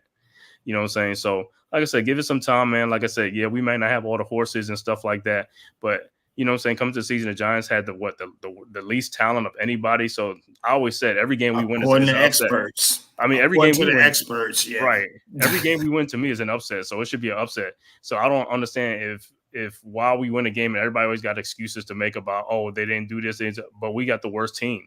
So how is there excuses when we win a game? You know what I'm saying? But everybody else, when they beat us, oh, yeah, you beat the Giants. You know what I'm saying? It's like, you celebrate. You want to celebrate. But when the Giants win, then it's like, oh, yeah, they ain't win because they ain't had that offensive coordinator. They ain't miss person. This. You know what I'm saying? Bro, who was Seattle missing? Seattle had their top 3 wide receivers, wide receiver 1, 2, and 3, and they had Kenneth Walker. They had everybody. I mean, probably on the defensive side. On the defensive side, I don't know. I mean, they had Julian Love. Witherspoon was out there. Yeah, Leo Williams was out there. Yeah, Witherspoon. I don't know. Witherspoon played or not. I don't know. He probably played. He played. Yeah, I've seen him out there. Yeah, because I've seen him. Yeah, get burnt on the play. And then you look at it. Everybody's talking about how Joe Shane can't draft. And look at this. His draft class right now is playing. They playing the most of any rookies in the NFL. The Giants play. The Giants rookies are playing more than anybody else. And they're contributing. That's what you want to see. You got contributions from your young guys. They're all contributing. They're doing something. That's how a draft class becomes successful. And this draft class probably is the best one that he's had so far. But, Kayvon Thibodeau, you know what I'm saying? He's the only hope for the what you call it, you know what I'm saying? Because Evan Neal right now, he don't have his job right now. So, you know how that goes. I mean, McFadden came out that draft, didn't he? Yeah, McFadden came out that draft too. You know what I'm saying? So, and then last year, was it John Michael Schmidt? Melton came out that draft. They had a couple. It was just it was Neal and it was Neal Bellinger. Bellinger hasn't done well. Yeah, it was Thibodeau, Neal, Bellinger, Belton, Fly, and then the 2 guards they took. They've been awful. McKeith and yeah. That was it.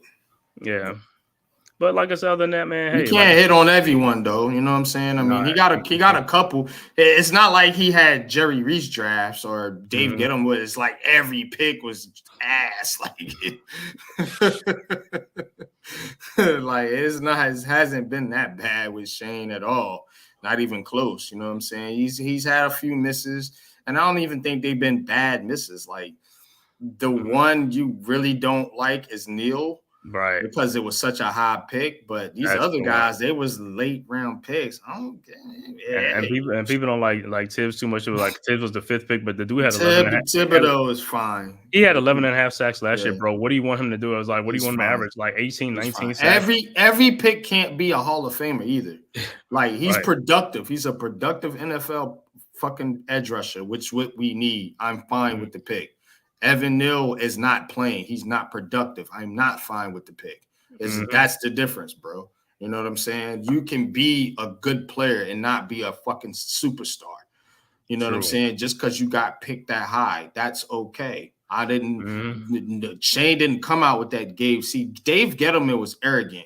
And I think that's what pissed people off a lot. Oh, it's a gold jacket player. He was touched by that. All that arrogant shit, man. He fell full bloom. You see what I'm saying? That's the stuff that you can't be doing. You know what I'm saying? Especially with the New York media, because they're gonna eat that shit up. And we was gonna get our hog mollies. Remember, we was gonna right. get our hog All mollies this just talking shit, man. Now with Shane, I think he's just he's picking the players he thinks going to contribute to the franchise or whatever. But with him, it's more humbleness. It's like, okay, hey, you're not gonna get every pick right. You know what I'm saying? But he's not telling you Evan Neal was the greatest thing since sliced bread, like Dave Gettleman was telling you with Daniel Jones and Saquon Barkley and all these other players. That's not what Shane is saying. He's saying, look, it's a player. We hope he can play, contribute. That's all we can do. But I will say that's all you can do. But I will say this with Dave Gettleman. He did say about the gold jacket, he just got it wrong with the wrong player because it looks like Dexter Lawrence is going to have a gold jacket that he drafted, not Saquon. So Dexter Lawrence, I mean, if he keeps playing this, he's going to have a gold jacket one day, but it wasn't Saquon. He said Saquon's going to have a gold jacket, you know what I'm saying? But it's Dexter Lawrence. You pick Dexter Lawrence number 17th, and he's going to be a gold jacket guy if he keeps up what he's doing right now. And that's kind of crazy. Dexter Lawrence is the one pick, him and Andrew Thomas, that Dave Gettleman got right. Yeah. So it's the broken clock is right twice a day theory. Literally, he's got 2 picks right, spot on.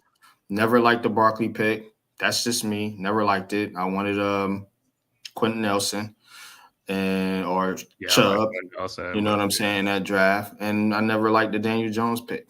You know what I'm saying? I thought that it wasn't. It was too high to pick Daniel Jones, in my opinion. You know what I'm saying? Where they took him at. But again, look, that's just me. That's how I felt at the time, because I can only give you how I felt because I wasn't making content at the time.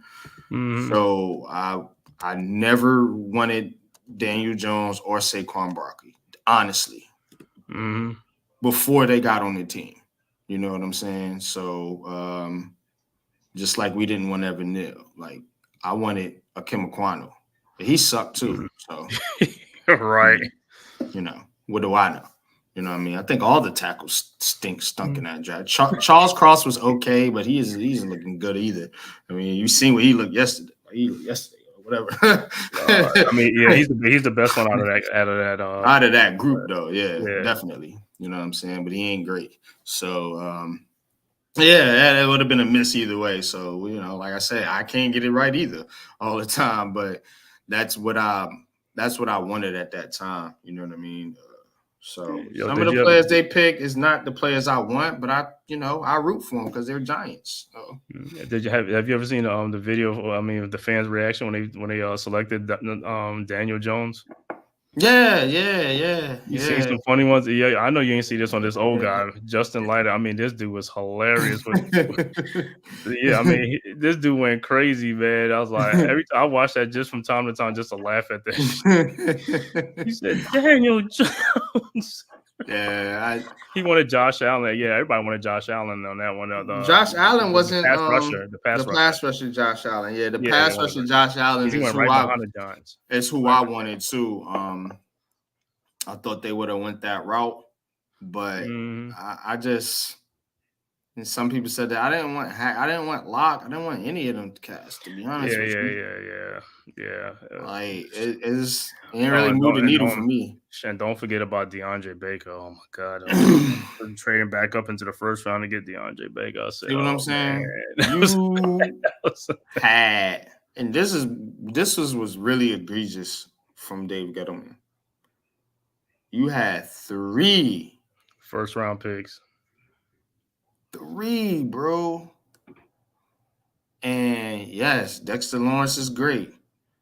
You got that one right. But man, them other 2 picks is just it ain't right, man.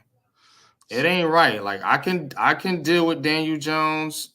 The last guy not even in the NFL. But Baker was like, Jones is bad too, man. Because like, just to be honest, I never felt like Daniel Jones should have been taken that high, to be honest with you. I mean, you know what I'm saying? I didn't think he was really worth the 6th pick. You know what I'm saying? So I'm like, No, but I hated that draft, bro. I hated that whole draft, man. I didn't even like the Dexter Lawrence pick, man, at first, man. You know what I'm saying? I hated that whole fucking draft. You know, people they wanted the late Dwayne Haskins. Yeah, I hated that whole draft, man. I said this draft is cheeks. And we got Dex out of it, man. So I mean, you know, that salvaged some of it, man. But it was not a good draft. I don't even remember the other picks. Like them first 3 picks just had me like shaking my head, like, oh my God, what is this team doing? Then I don't know if it's the same draft. We took Lorenzo Carter and BJ Hill over Fred Warner. It was we had 2 third-round picks and we passed on Fred Warner 2 times in that third round. It was probably one of the worst drafts. I mean, outside of Dex, I can't say that. Andrew Thomas, he nailed Andrew Thomas because, like I said, we had our choice of all the offensive, and we picked Andrew Thomas, which was the best one. I mean, at first it looked like it was the worst one because of the injury. He was injured, and of course, you know. Yeah, they tried to say that, man. But Andrew Thomas was in the following draft, though. Yeah, I'm talking about as far as his first round picks. Mm-hmm. Yeah, Dave Gettleman was not. I don't know, man. But hey, every GM can't hit. There's a lot of GM that missing a lot of drafts anyway. So, you know, it's just hit or miss. It's just Dave Gettleman's arrogance. Like I said, it's like you really sold to people like you knew what you was doing and everybody else was dumb. Yeah, and you put it out there like that in this little Boston accent. Hey, but listen, we kind of knew that because when I listened to Panthers player who was mad at Dave Gettleman, I was like, we getting this guy to come over here, and same thing happened with Landon Collins and all them other guys. They said the same thing, so I was like, oh man, this is not good. Because we could have recovered from Reese, and everybody would say, "Oh, it was Reese's fault." Reese. And it was Mara's fault for staying within the Giants organization to get another GM. He should have went outside. I knew as soon as they said Dave Gettleman was I knew 2 things. I knew 1, that's who was going to get hired because of the connection to the organization, and 2, I knew it was going to be terrible for the franchise. Yeah, because you can't keep with nepotism, man. If you're trying to progress, you can't keep with the nepotism shit because you just keep your shit the same. You changing shit, but you changing it to be the same. It's like, you know what I'm saying, changing your tires and you put the exact same tire size, you know, right. All that on there. You just put a different brand or some shit. It's like, man, that's the same tire. Shit gonna do the same thing the other one did. You know what I'm saying? Like, yep. So that's why I'm like, I never liked that whole ordeal with Gettleman and bringing him in right after Jerry Reese. It's like, bro, why would you do that shit? Yeah. Tired. I'm so tired of this fucking team, man. But they got a game against the Bengals. What are your thoughts? Initially, I'm about to say, share my screen just for 1 minute. Let me play this 1 second. Let me know when you're sharing it.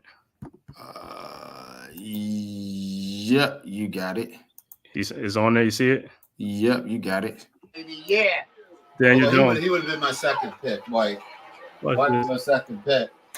Pick is in, baby. Yeah. Come on now. Do it right. You did it good last year. Do it again this year. Do it again.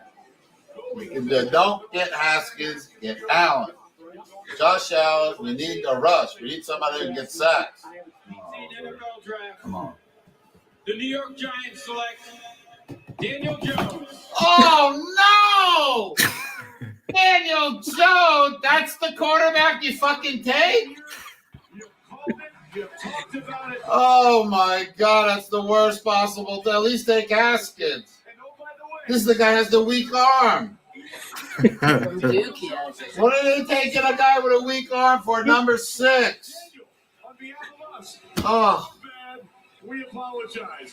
Daniel Jones is now the second quarterback. I don't believe it. Daniel. He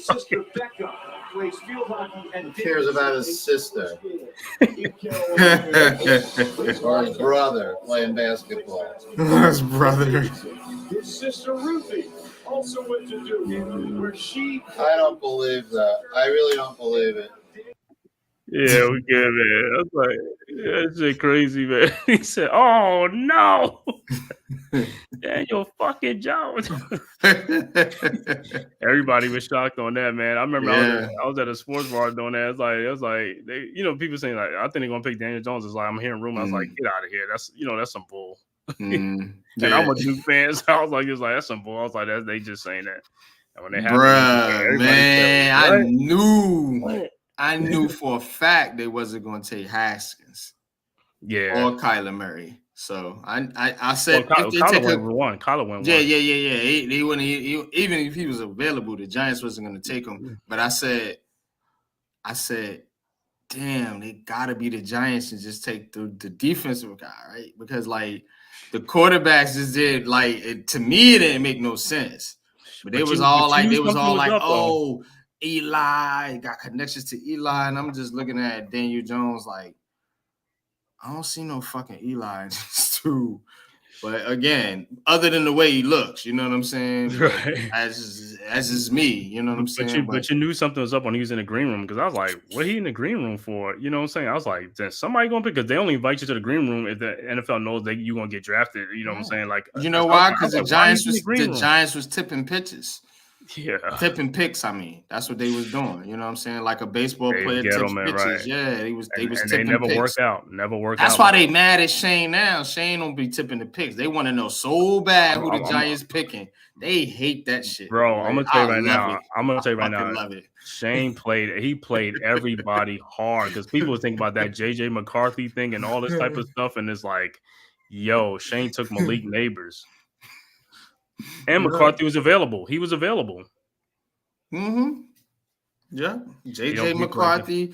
They said he was going to take kept bringing him in. Drake May. You know what I'm saying? They said he was going to take Miz. What's good, Miz? Mizaroni was good, bro. They said he was going to take what's the other dude's name? Oh, it's my Bo Nix. Bo Nix, no, it wasn't Bo Nix. It was Rome Odunze. Right. You know what I'm saying? It was Rome Odunze. Mosley was good, Mose. Drake May, JJ McCarthy. It's like people knew about Neighbors, but everybody was like, nah, the Giants want a quarterback. Oh, we thought the Chargers were gonna pick Neighbors because they got rid of all they pass catch weapons. So I'm like, they're gonna take Neighbors. They're gonna take them. Yeah, but you gotta think too. They just took a wide receiver number 1 with Quentin. Yeah, and he was a bum. He stinks, but again, if you trying to build a team, you don't do what the Falcons do and just take offensive players every single year. But you thought they probably was going to try to trade what's his name, Quentin Johnson, if they get Malik Neighbors and just for whatever third round, something like that, because it's like they made a mistake. It's like let's try to get something for it, because he's on on the rookie contract. But you gotta think though, Cave. Like, if a rookie's not performing, and you try to put them on the trade market, teams like you have no leverage really. Yeah, teams is like, I'll give you a 7th.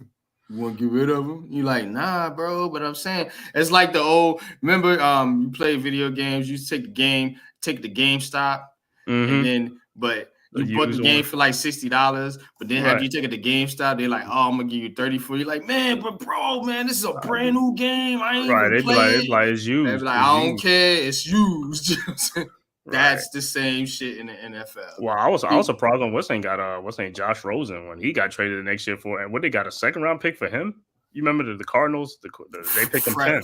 Fresh, yeah, and that was stupid. And he was a bum. Yeah, that was a dumb who was it? Miami? Who did that shit? Was that Miami? I think it was Miami. That was stupid as hell. That was just a dumb move. But most of the time, it don't happen that way. You're not going to get nothing. Get that value back, right? Your value is just like used car. You know what I'm saying? Like, yo, once you put a couple miles on that car, guess what? That value goes. Mm-hmm. You know what I'm saying? So you're not going to get what you think is worth. Right. You know what I'm saying? You're not going to even get what you think is worth. So But yeah, man, like I said, man, he faked them dudes out because everybody was thinking about it. Oh, the Giants going to get if JJ McCarthy there, they taking him. If he's there, they're going to take him. Or they're going to have to. Remember, they kept saying we have to trade up to get JJ McCarthy. They're like, we're going to have to trade up. That shit I never bought. Me too. Never bought that shit. I thought if the wide receiver wasn't there, the Giants would try to trade down. You know what I'm saying?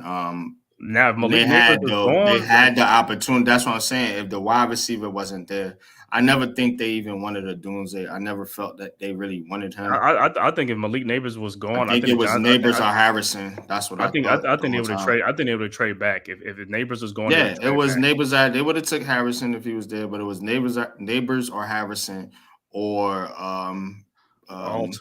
Joe Alt. You think? Nah, they wasn't taking Joe. I didn't think so. They would have took the quarterback Daniels. Yeah. I mean, but I think that Drake May shit was smoke too. Right. Yeah. Now that I think about it, I think that shit was smoke. But like I said, you see what he did. He kept bringing him his quarterback in and not the receiver. So I was just like, this was like, and people was like, oh man, they keep visiting. I mean, JJ McCarthy, they keep going down to go see him, and Drake May, they keep going. I was like, bro, someone has a smoke screen. They was looking at the quarterbacks, but most teams only got like one, maybe two dudes that they looking at, and they're like, I go, you know, I can work with this quarterback. They're not going to have all five like these Twitter GMs. You know what I'm saying? They're not gonna have five quarterbacks on their board to where like, oh, if this guy don't go, we'll settle with this guy. We'll settle with this one. We'll settle with this one. Oh, now it's the fifth one left. Well, guess we got to take Bo Nix. We really wanted JJ McCarthy, or we really wanted Drake May, but we just gonna have to settle for this guy. It doesn't work like that in the NFL. And then another thing, you know what I'm saying? They had one dude they were sold on, and it's the same person that I was sold on. It was Jaden Daniels, and then Jaden Daniels was gone. Then I think they were trying to psych out the Commanders to take Drake May, and it didn't work. Right, saying they were so interested in Drake May, I think they was trying to psych out the Commanders to take Drake May, but it didn't work. I don't think they really wanted Drake May because Drake May, like I said, would not have been able to come into this organization right away and sit like he needed to. Now New England's gonna do this. Watch this play out. And Miz, I told you, you the one I told. I told you how Drake May thing was gonna play out. Now, if that kid goes in there, I'm not wishing this on him. If he goes in there and he struggles, I'm telling you, bro. That's why I said he should not come in right away and start. He needed to sit for a year. I'm not saying he's a bum or he has potential to be a good quarterback, but he's not ready right now. And people thinking he's ready and he's gonna come in and light the world on fire. But you know that Patriots team, with that team, bro. With that team, he would have to be the next coming of fucking Joe Montana / Peyton Manning for that shit to happen. But they're setting that kid up to fail. Right, but think about it. I mean, he come into the same situation Daniel Jones came into. The only thing Daniel Jones had Saquon Barkley. That was about it. But everything else was. But like I said, if they say he's this great quarterback, let's see what he can do with nothing around him. Because guess what? Everybody can't make excuses for him. It's like, hey, if he's he's like, hey, let him go in there and do what he got to do. And 2 or 3 years, it depends. If the Patriots add more talent, yeah. But if they don't know how to build around them, it's going to be bad too. So, but what I was going to say is, as far as the receiver, remember last year, where everybody was like, we need to get one of those receivers last year. And what happened? We waited another year and we got a better receiver than anybody in the class before. So the thing with the quarterback is like, yeah, we didn't get a quarterback this year, but like I said, next year draft or the year after that, they're going to get a quarterback that's probably better than most of some of these cats in this draft. You know, Jaden Daniels is great, but them other guys, you know what I'm saying? It's like, you know, just because you don't get a quarterback or get a player you want, that's not the end of the world. You know what I'm saying? It's like, Miz, but Miz, Lawrence, guys like Trevor Lawrence, they're giving these guys, they're not setting these guys up to fail like they did with Daniel Jones. Now, Drake May's in a bad situation. I agree with you. Right. But you can't say it's like, oh, you know, these quarterbacks don't get weapons and all that because nobody gave Daniel Jones that fucking excuse. You know what I'm saying? So, again, if he's a top quarterback, he's supposed to come in there and show promise, right? Right? Yeah. But, again, I told I'm the one that said Drake May needs to sit.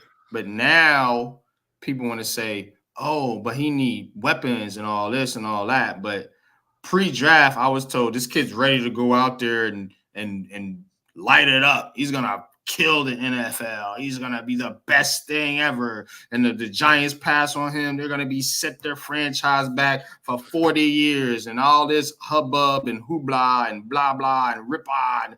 I feel like what's the dude on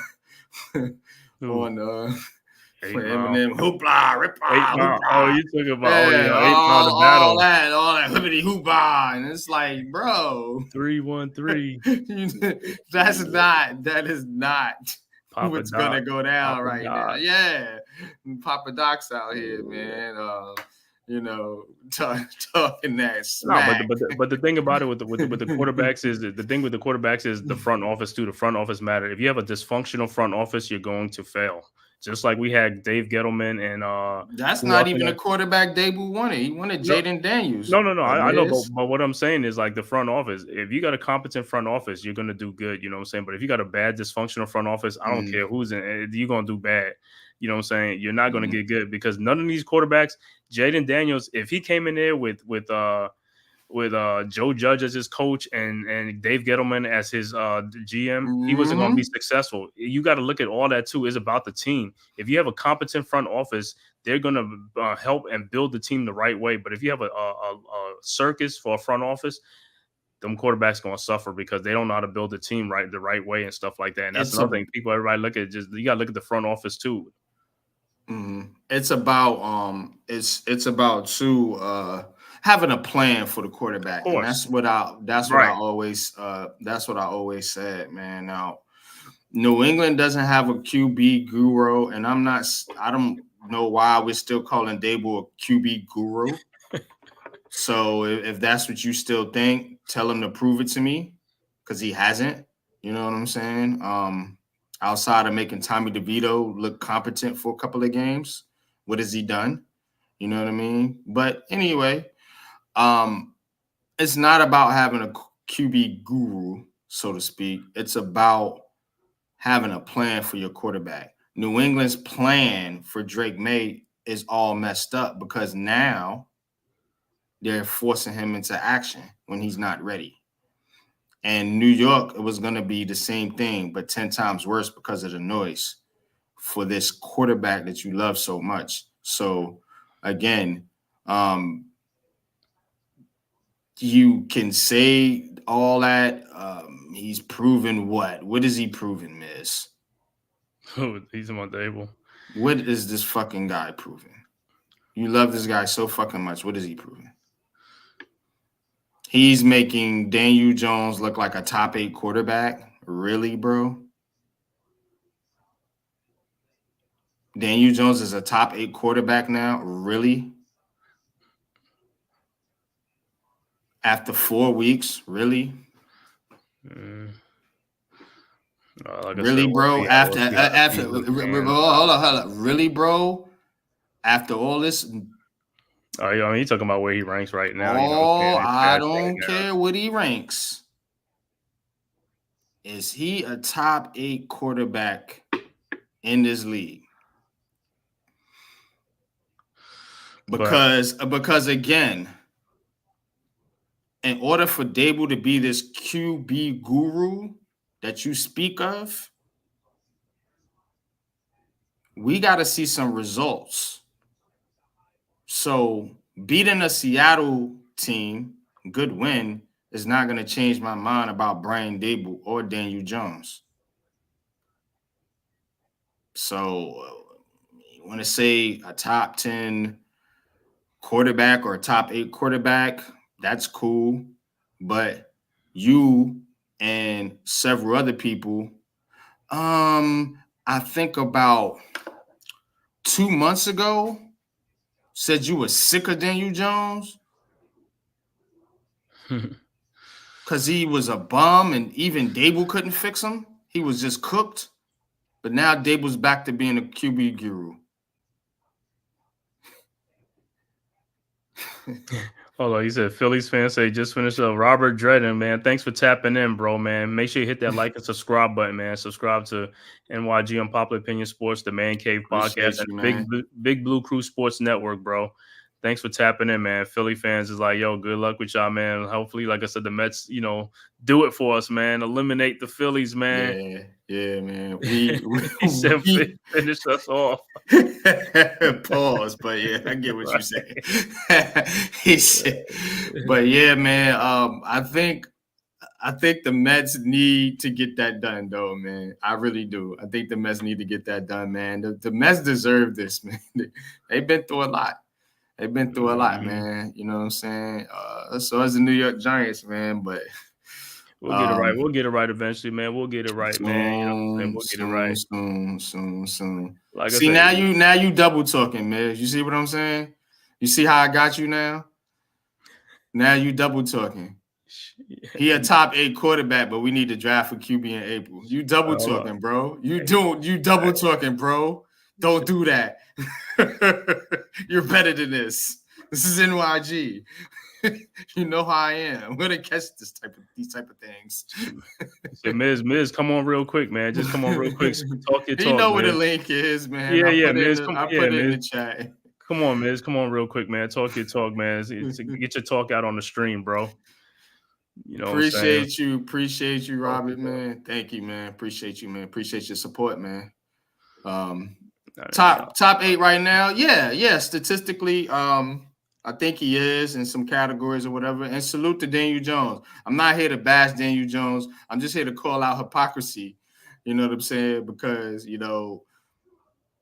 Dave was a great coach now because he's directly tied to the little bit of success Daniel Jones is having or had or whatever. But I'm not buying it. He ain't buying it. Yeah, man. Philly stopped by Chubby. She said you won't be this. Yeah, I'm probably I'll go to Philly too and stuff like that. We'll be up there next month. So, but in that area next month. I go to Pagano's and stuff like that in Cheltenham and stuff like that. In Philly, Chubby's cheesesteaks. Yeah, man. Somebody take notes. Chubby's, Delisandro's and stuff like that. You know what I'm saying? So, I used to stay up in Philly and near the Philly area and Ben Salem and all that stuff, Northeast and all that stuff. So, yeah, Penn's Landing. I know all that stuff up there, man. But yeah, man. But yeah, Miz said he probably come on just a little bit. Miz talk. Miz talk, bro. Miz already know, man. He can't debate NYG.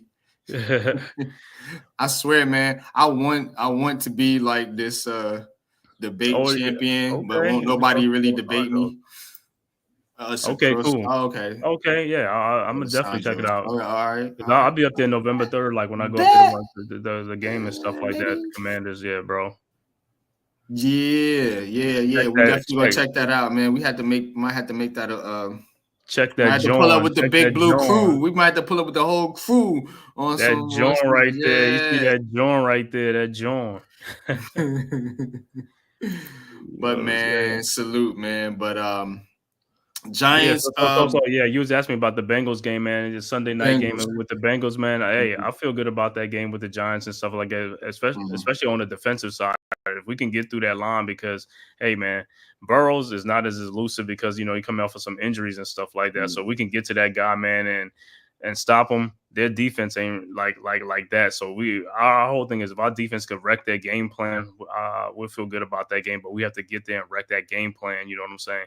And then on offense, we got to score some points too because the Bengals have been scoring some points. I'm gonna tell you who we're gonna struggle against. Quarterbacks that can extend plays. Right. I think this actually is a good matchup for the Giants. I think we picked this game in the preseason. I had the Giants winning this one. Although I picked them to lose in Seattle. Right. I was 15-2 with the Giants for some reason. Well, hey, you still got a chance, man. They got that. Well, no. I'm off, but hey, I didn't even realize. I didn't even realize that. I said, "Damn, he picking every win." Jeez, talk about a homer. He's picking up for emotions. It's my team. Yeah. Gotta pick him. He said, I was even picking them to win in the bye week. Yeah. Yeah. Giants win, but they're off. They're winning because they're off. They don't gotta play nobody, so it's a dub. I know, right? But man, the way I feel about this Bengals game is I think that the Bengals are Let the a good Miz matchup. in. The Miz is here. There you go, bro. Hey, Miz, the floor is yours. The floor is yours, Miz. Here we go, brothers. I've been fucking working all day to get ready for this storm. Now it's batten down the hatches. Okay, you doing good out there, man? Everything's safe. Up Safe the and windows, sound. all the neighbors and everybody, and we got all the stuff we need. Candle, batteries. What happened? You bust your lip? Who hit you in the lip? No. Well. Okay. That's a piece of chocolate donut I grabbed. It looked like blood. I was like, somebody. How far, Miz? How far are you from Tampa? We're on the East Coast, like across from Florida and Tampa. We're on the East Coast, but you're on the Atlantic Ocean side. The storm now, the last half hour, the storm took a turn. Now it's coming. It's coming over the West Coast, but further south from Tampa. So Tampa might get spared, but it's gonna come across Florida where we are. So, but it's not gonna be a 5 when it hits to us. It'll be like a 2. But we're supposed to get 90-mile-an-hour winds by the time it's here and rain. But we're not gonna have the ocean flooding. That's the most dangerous part, the surge. So, and the West Coast is supposed to get very bad surge. But Tampa right now suddenly looks like they might escape it because right now Tampa was gonna get buried. Yeah, because my nephew's in St. Pete, so you know what I'm saying. Also, yeah. That whole West Coast has to be careful. This storm is like a fucking category 5 on steroids. But what I was saying was this: when I was talking about Drake May last year, it was because I wanted him for the Giants because I felt like I still do feel that Dable it has a specialty with quarterbacks. Now, some people think that he might have fell off. But I did think he played a role, whatever degree you think it was, he played a role with Josh Allen. Of course, Josh Allen is a special talent by himself. We know that. And I think that he also helped Jones look good in 22. And what I was saying right now is he's not top 8 in general, obviously. But right now, stats-wise, in every category this year, right now, the last like 5 weeks, Daniel Jones is ranked like 6th in the NFL. So he's having himself a good season, whether people like it or the people that hate us, they want to ignore it, But he's having a good season. And we're like a drop or 2 or a kicker away from being 4-1. So what I'm saying is, I still think that if push comes to shove in April and the Giants are lined up, they might get one of these quarterbacks. And maybe you bring Jones back as well. You bring a young kid in here for a year. He sits behind Jones. I'm thinking that would be the perfect scenario. See what happens. But, what I'm saying is like with Drake May, I agree with you. I don't think he's going to do good right away with what he's about to play with in New England. I agree with that. I also don't think they have the right coaches. Like if you had brought a Drake May in with the Giants, I think the roster is better than New England's. And I think that Dable has more of a talent as a head coach, hands-on, one-on-one with a quarterback. That's what I'm trying to say. Just specifically that. You get what I'm saying? Like, he's not going to be as good with New England. I said that when they drafted him. I didn't think he's going to be what he could have been with the Giants, And, yeah, I do credit a lot of that to Brian Dable. I am a fan of Brian Dable. I think he's doing a good job right now. I think the players are playing hard. I think the young kids are growing. We're seeing rookies playing good. They lost a few games this year where they could have won. They were right in it. So the team is competitive. They're playing hard. So I want to see where the rest of the season goes. I believe they can win Sunday night and give us a season. Yeah. No, good stuff, Miz, man. And I do agree with you. I agree with you about Drake May. Right off the bat, it's going to be hard, especially over there. And that's what I'm saying. I think Brian Dable's coaching would have helped Drake May evolve into a good quarterback. And we'll see what he does. He might still surprise us, but I think the problem is this situation isn't ready built for a rookie quite yet, because we're still figuring ourselves out. And the thing of it is, when you're a team like that, entering a rookie quarterback like that in this market, can have devastating effects on that quarterback psyche if he doesn't perform well. You know what I'm saying? So that was my concern with bringing in a guy like Drake May or even JJ McCarthy, was that they were going to have to sit for a while. And I don't think New York or this team with these coaches would have allowed them to do that. So that was my whole thing with Drake May. Is not that I'm, out to get Drake May. Look, I'm a Carolina fan. You know what I'm saying? I was rooting for Drake May in Carolina, and Carolina looks like crap. That he's not there. I will say that our quarterback situation is awful right now, but Drake May I knew he wasn't a ready-made quarterback to come into the NFL right now and turn the team around. And that's what the Giants were looking for, Miz. And the only quarterback I think that would have been able to do that is what we're seeing right now in Washington, and that's Jaden Daniels. And I think Penix would have had a chance playing behind a good offensive line. What it actually looks like we have for a change.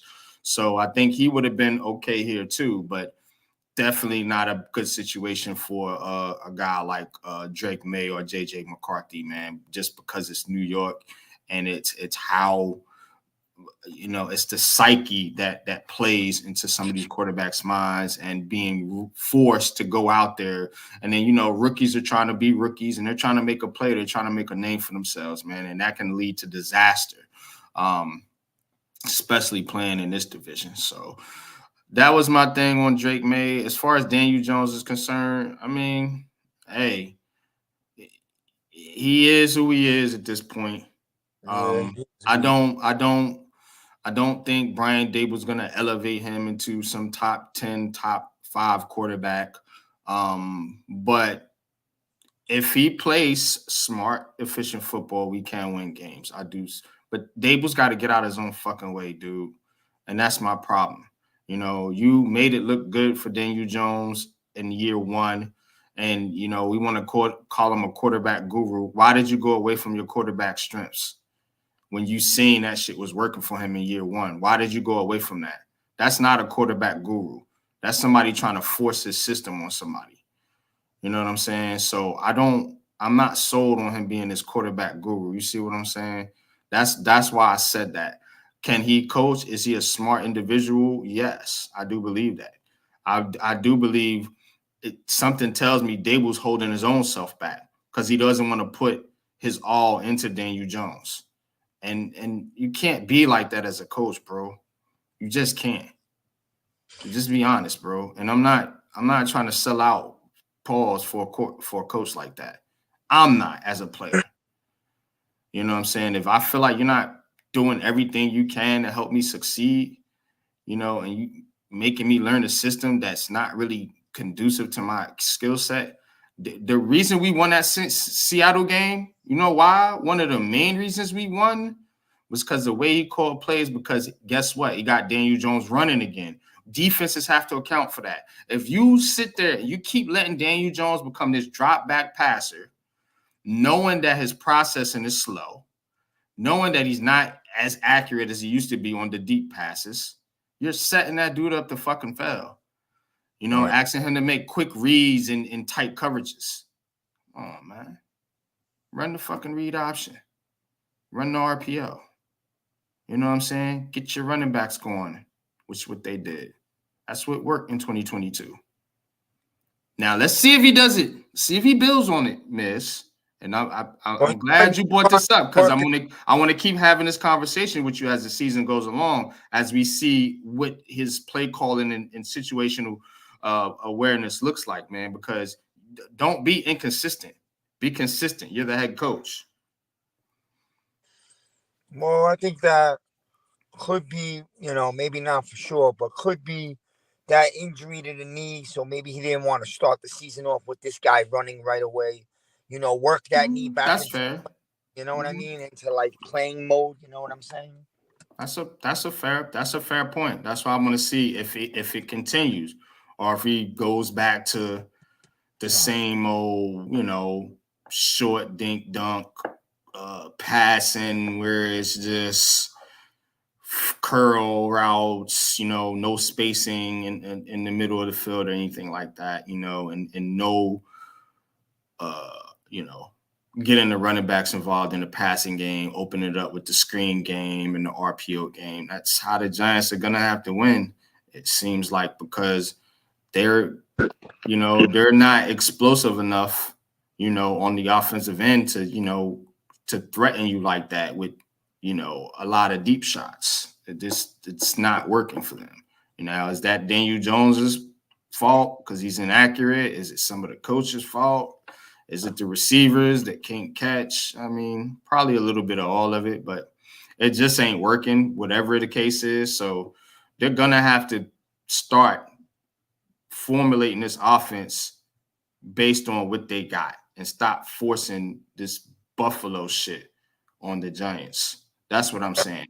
If he does that, I'll come back here and apologize and say, I changed my mind. He's a good coach. But right now, what he's showing me is he's hard-headed and he's in his own way. You know what I mean? Well, I think that the deep throws will come as the year goes on because him and Neighbors will get on a better chemistry. Now he saw that he could throw a ball in a football game without Neighbors, so you don't have to completely rely only on him. You got Slayton and Robinson, and I think this Tracy kid is gonna bring something. Me too. Offense. Yeah. I think And this by dude the is way, legit. I've been saying this for 4 weeks. I'm happy they finally found out. Tio could be used in the passing game as well. Mm-hmm. Theo Johnson, yeah, he was one of my breakout players this year. Him and Eric Gray, and guess what? I got laughed at on my own show. And look at me now. Look at me now. Ain't they looking good? I like him. No, I agreed with you. I like him the day we drafted him. I like him. Mm-hmm. It's just taking time to build this chemistry. The O-line's playing great. So you know that if the O-line's playing great, the puzzle's gonna come together. So absolutely. And that was, you're right. And that was one of the main things that we needed to see was this offensive line actually look like an offensive line, and it has. And you know what, man, I have to thank them for that. Whatever happens with this regime, I have to thank them for getting this O-line right, man. You know what I'm saying? Finally, at least having it looking decent, bro. Because we went through the end of Coughlin. We went through the Sherman era, the McAdoo era, the Joe Judge era. The beginning of this era with a dog doodle in the offensive line. Now, finally, we got something to be proud of. What you just said, all those names that you just named, that is 1,000% why I'm willing to bet anybody. And I've gone at it with Twitter guys about this same very topic. I'm telling everyone this regime is going nowhere. Mara committed 5 years to this regime. They're going to get their 5 years. And if the team's growing and getting better every year, they're going to get more years on top of that. Because Mara is tired of switching regimes every 3 years. Instability never works. Take a look at the Jets, bro. Again. Yeah. Okay? And Mara, if he blows up another regime right now, it's only going to be a hit on him. I'm telling you, these guys are going to be allowed to continue to build their team. The rookies are starting to show up. So you can't say that Joe Shane's young talent is not actually showing you something. I know it's hard to have patience when we've sucked for so long, but I've been telling people just a little more patience. Just one more draft. You know what I mean? I'm fine with Shane. I need to see more growth on the field with this team as far as Brian Dable and his look, bro. I'm just be honest with you. 29 points for the Giants was great, but you know, we got 6 of those on a special teams play. Yeah. You gotta score some points, Brian Dable. You're brought in here, and you know, we can't keep pointing fingers at the other coaches. We did it with the O-line coach, we did it with Kafka, we did it with Wink. At some point, you got to point the finger at the head coach if this thing doesn't start to look different. Sunday, it looked different. You got to keep it up. You got to win some games. That's what's going to keep Brian Dable here. If he wins games, he's got to win games. That's all I'm saying, bro. You cannot go out here and shit the bed this year. Even though people, we need to tank for a quarterback, and they can't afford to do that. They have to win games. And if they win games, they can figure the fucking quarterback shit out whenever the hell whenever time comes. But you got to win some games in order to stay here in New York. You know what I'm saying? Because, you know, we're not here saying that Brian Dable is just an awful head coach. I'm saying is he has a lot to prove still. You know what I'm saying? You got bought a year with 2022. Now that's 2 years removed. So now we got to start seeing results again. You know what I'm saying? You can't just win 1 year and bottom out. So you know what I'm saying? Let's get above. What did we win last year? 6 wins. Let's get above the 6-win mark this year. Let's set that as a barometer, Miz. Just between me and you. I mean, let's get a win. Let's get a win. Let's get above the 6-win mark this year. And if Brian Dable can do that, you know what I'm saying, I will be okay with him coming back at head coach. If they win 6 or less games, I want him out of here. Because it's just telling me you ain't getting no better, bro. Shit ain't progressing. Yeah. I need to see progress. I'm almost sure they're gonna win more than 6. You know, I really still. I don't know. Yeah, I think it looks you look like the worst team in the division. You could get swept in your division. That's very possible right now. And if you do that, you ain't winning no fucking 6 games. They could, but I don't think they will. Who the hell are they? When did they beat somebody? That's what I'm saying. When Washington comes up to us, they're gonna get a payback because we. I hope so, because I'll be out there. I'd hate to go out there to be in some piss poor losing mode after Sunday. You know what I'm saying? So I hope it's not raining. Out of Washington before people build the Washington a parade. I got to see more. They play the Baltimore Ravens this week. Let me see something. Oh yeah, they ain't winning that game, but again, they're not a team. It's a long season. Yeah, it's. I'm not celebrating Washington. I'm just saying the Giants. Just comparing them some people are. to the. I'm never celebrating nobody else in the division, bro. Ain't none of these teams fucking great, man. I'm telling you. The thing is, the Giants look like the worst of the least. Like you're the least of the NFC least. You know what I'm saying? So I don't want to be in that position. So what they have to do is start getting some traction in this division, man. Like stop losing these excruciating games where it's just like, oh, you almost had it, but you messed up again. You almost beat Dallas, but you should have beat Washington, but You know what I hate the most as a Giants fans? The coulda, shoulda, woulda, woulda.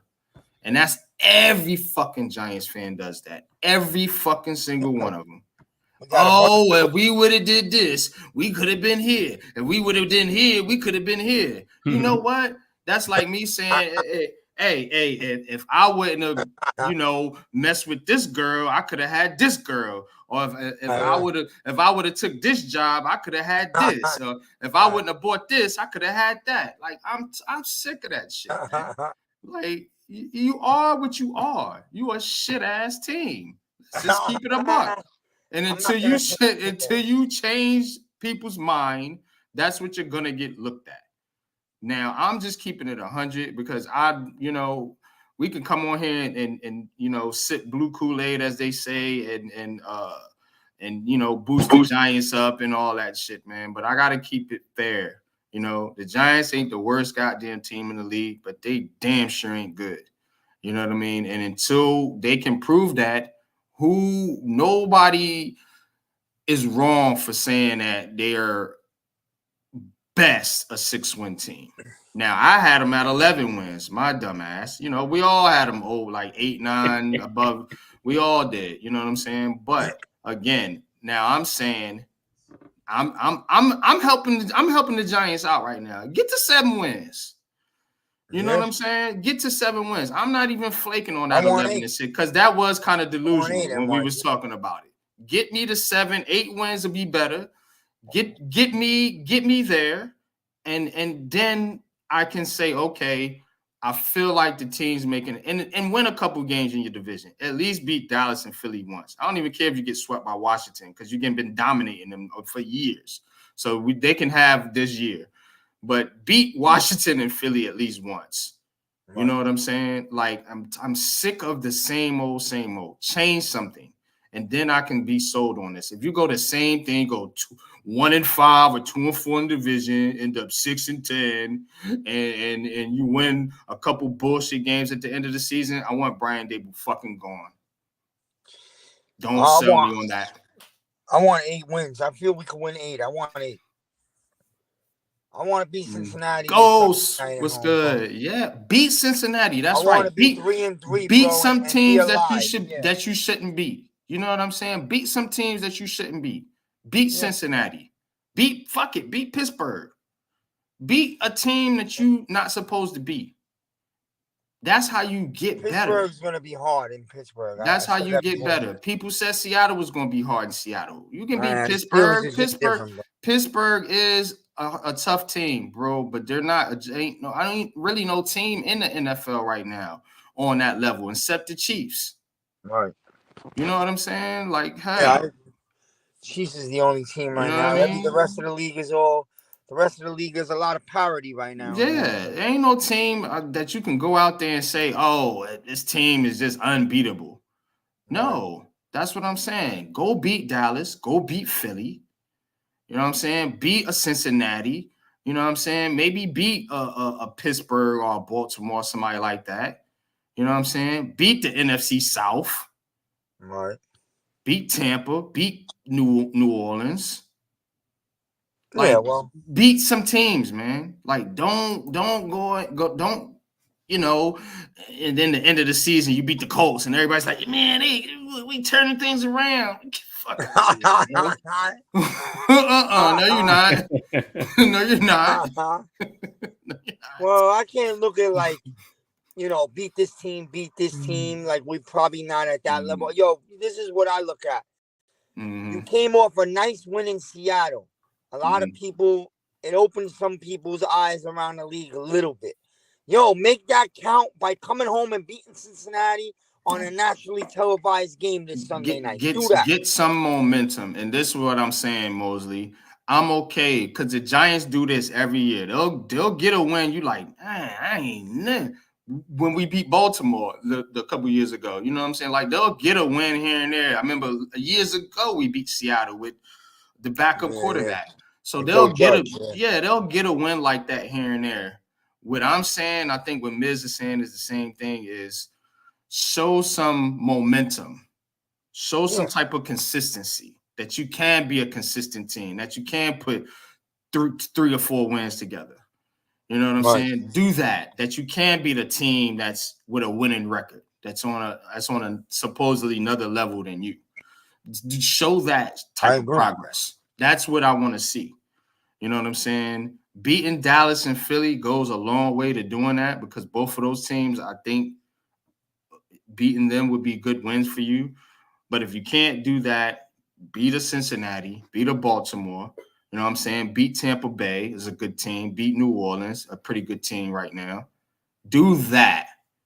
And show us some consistency and rack up some wins. Stack some wins. Go on a 3 or 4 game win streak. Yeah. You know what I mean? Get yourself to 500.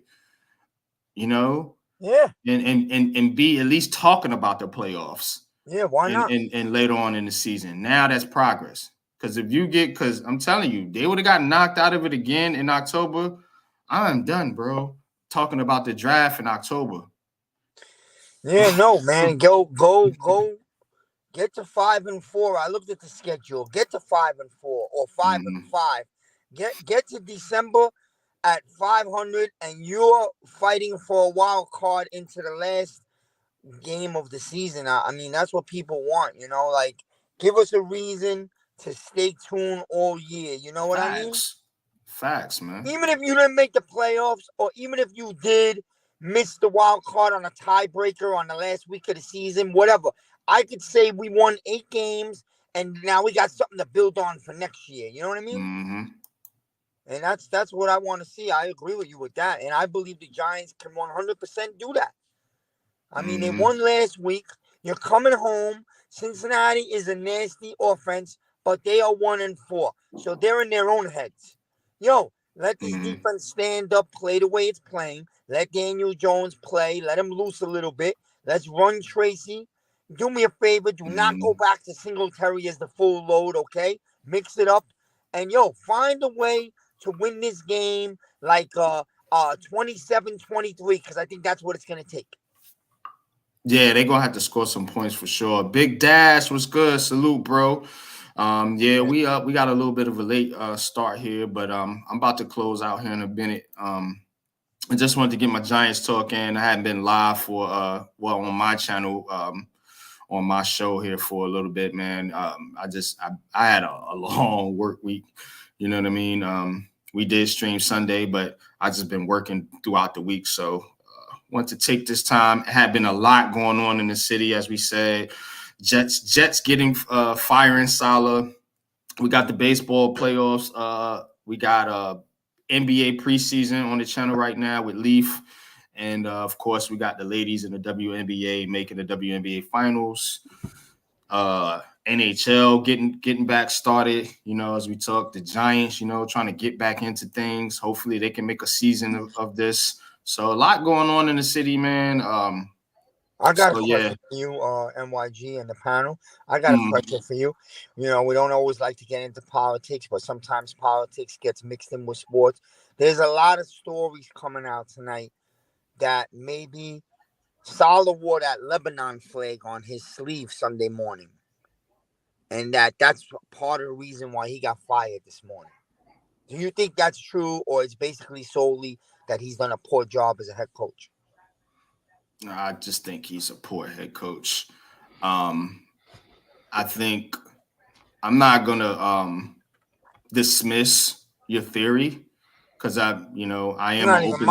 It's out there in the news. I am an open thinker, and I do know politics, whether people want to believe it or not. And it's not just politics. It's just it's a lot of nepotism. There's a lot of favoritism. There's a lot of he says she's. It's a lot of messiness, a lot of drama, a lot of politics, a lot of things that go on in the NFL. But to outright fire a head coach and not just like say, hey, we don't like what you're doing. Can you? I don't know. I don't know. It's kind of far-fetched in my opinion as to why he got fired. Now, if there's something to where there's some type of tension between him and somebody else that represents the other side of that situation, then that I don't know. But I don't think that would get him outright fired. The only tension we know about is that justify with him and Rodgers, right? There's been some tension between him and Rodgers the last few. And I think Rodgers was the one that had something to do with it, to be honest with you. I think Rodgers went to the organization and said, I don't really want to work with this guy. Either you get rid of him or you get rid of me. What do you think they're going to do? They're going to get rid of Saleh. We know that because Aaron Rodgers is the Jets right now. So it's not the New York Jets, it's Aaron Rodgers and the New York Jets. He like David Ruffin in the Temptations. He ain't doing a good job. He David Ruffin them for sure, man, Cave. You know what you're gonna see, man, is Monday night when they play Buffalo. That's a big game. Now, if Aaron Rodgers plays like shit for the third straight week, he's gonna hear it because they fired the coach. Now you got what you wanted. It's your team. So let me see. Are you going to play a better game Monday night, or the Bills going to come in here and beat you up? We're going to find out. Right, exactly, man. And you know what I think? I think the Bills gonna whoop that ass, to be honest with you. They mad too because they lost to Houston. Oh boy. That's gonna be an interesting. That's can't miss TV that night. Yeah, buddy. It's gonna be good. That one's gonna be a good one, I'll tell you that, man, because yeah, I don't believe in the Jets. Here's the thing, MYG. Here's the thing about Aaron Rodgers, because he's a little bit of a dictator, and that's why they ran him out of Green Bay. But here's the thing: where were you all summer? You didn't get together with your receivers, and you didn't come to camp. Right. You were in fucking Egypt doing a hike or smoking something in a cave somewhere, doing some retrieves. The man is not dedicated to working out and conditioning like Tom Brady was. So, yo, we're seeing the decline in this guy because he doesn't put the work into his body and conditioning. You know what I'm saying? I'm telling you, man.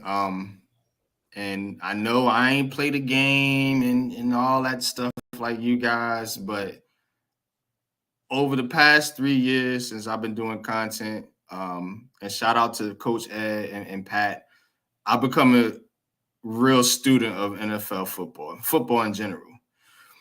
What I seen on film when I watched that Minnesota game from Aaron Rodgers, that dude's shot, man. He's inaccurate. He's missing wide open receiver. I don't know if it's the injury or what, bro. He's not the same guy. And to be letting that guy dictate your organization, dictate coaches getting hired and fired, coordinators getting hired and fired, receivers getting traded for or signed, to let that guy go in there and do that, where's that comment again? The Jets are stupid. They're stupid. That's what they are. They're dumb. It's desperation, bro. It's desperation. Bro, they are the worst right now. You cannot do that. You have to build your team, bro. You took Olu for Shanu. You know what I'm saying? And your old line looks bad still. Yeah. You know what I'm saying? It looks bad still. And they can't open a hole in the run game for two good running backs. But you took Olu Fashanu with your first round pick. And you got Aaron Rodgers. And you got, look, bro, Aaron Rodgers, Miz, man. I wish you was on the string with me and Pat.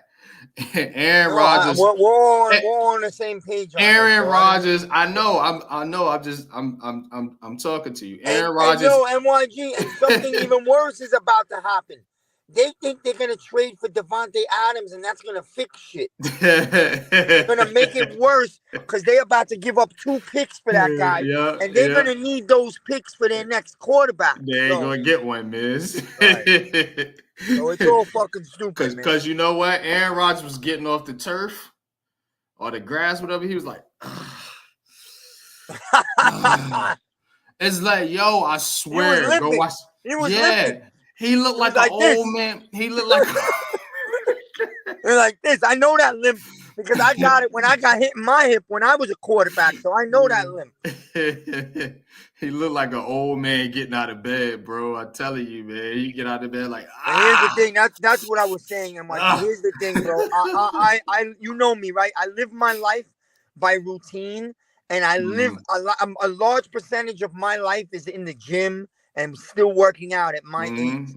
And if you're someone who works out, you can be athletic later into your life, man. Age is just a number. But if you don't do all the extras, and there's a lot of extras you got to do in order to keep yourself, especially at a pro level, and he doesn't do none of it. This is what you're seeing now, the decline. Yeah, man. Yeah, same old Jets, man. Same old Jets. Yeah, I do think the Bills gonna stomp them out, Mosley. But that being said, man, I gotta get out of here, man. Like I said, I am on the road, so I had to come in and do this stream for you guys because it was so much. It was just so much to talk about, man. We had to, you know what I'm saying? We had to do it how we do it over here in Heart of the City, man, and include all the New York sports teams, everybody out here, man. New York sports is on fire right now. A lot of teams got potential. A lot of teams got potential to actually do something. Even the Jets and Giants at I say 2-3. one little quick You know thing, what I mean? NYG. So One little quick thing. I'm worried about the Yankees tomorrow night. I am. Yeah. Don't say that. I am because the Kansas City's at home. Their ace is on the mound. I don't care about them being at home. He talking about Steph Lugo. The Yankees like to make it hard on themselves. You know that. Yeah, all these teams do. Every team in this damn city makes it difficult, man. But I think with the Yankees, I look at it like this: Houston's not in your way no more. The Astros have been the biggest bugaboo. Them in Tampa, the Tampa Bay Rays. Right, I agree. You don't have that problem no more. Boston's not around. What team out there? No, there's nobody. It's nobody. Right. You have a direct path to go to the World Series. And if you don't make it, I'm sorry. You get fucking. And that's gonna be so sad. But it's almost like I think that they're gonna get by in 5, but they're gonna make us eat our nails in Game 5. I'm telling you. That's fine. That's fine. Long series, longer series build character, but get it done. Don't fucking lose. That's all I'm saying. If you want to stretch it out, cool. Maybe it'll build some character to this team to where they can, they'll know how to win tough games. Maybe they'll know how to win some of these close games going on into the playoffs. But get it done. If you lose to the fucking Royals in the first round of the playoffs, that's a disgrace. I'm telling you, I'm gonna have a long rant again about that. I never bring this up. I don't bring this up. I'm not somebody that harps on this shit like the little kids do. But it is becoming glaring that Judge can't hit a damn ball in the playoffs. Like, what is going on?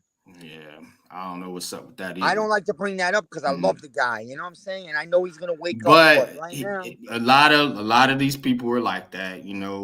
Alex Rodriguez was like that for a long time. Pressure. We get these type of players that they can't necessarily, perform when the chips are elevated, man. But let's give Aaron Judge a shot because he really hasn't had that much of a shot in the light. We haven't really went far in the playoffs. You know what I mean? Since he's been here, you know what I mean. Let's get to a world, you know what I'm saying? A series championship. Let's get to a World Series. Let's see what he does then. And then we can judge him, pun intended, on that. You know what I mean? But I'm not too worried about it right now. But you want to see him perform. I mean, hey, how can you go all regular season and do what you did and then come up, you know what I'm saying, snake eyes in the playoffs? Like, I mean, come on. It's weird. But again, I'm not going to totally judge him. Now, if they get bumped out by the Royals and he doesn't do shit, then that's a straight knock. But let's see how he does as they progress because they should be able to get by this Kansas City Royals team. Mm-hmm. Yeah, they will. I think they should be able to get by this team. So, but they're better, bro. They're better because the other team in town is on a magic carpet ride right now. Mm-hmm. Yep. Yeah, they're doing great. The Mets right now got everything working for them, and they did it the right way. You know what I'm saying? They folded, moved on from some of these players. And guess what? Now they got a chance to get in the World Subway Series, man. Let's go, man. I need that in my life. Cave. I'm gonna keep pushing it, man. I've been pushing it, man, for a couple years now. But Cave, what you got going on the rest of the week, man? Tell the people they can find you. You can find me at the Man-Cave podcast on YouTube, and also you can find me TheMan-Cave _SGod on Twitter. And tomorrow night, I'll be live streaming the Knicks and the Wizards, game tomorrow night. So, hey, basketball fan, Knicks fans, tune in tomorrow, 7:30 tomorrow. Should be a home game for the Knicks against the Wizards, preseason game, just to get started, And then, like I said, Friday, I don't know if you would do the Blacktop podcast. If you do, I definitely will be on there.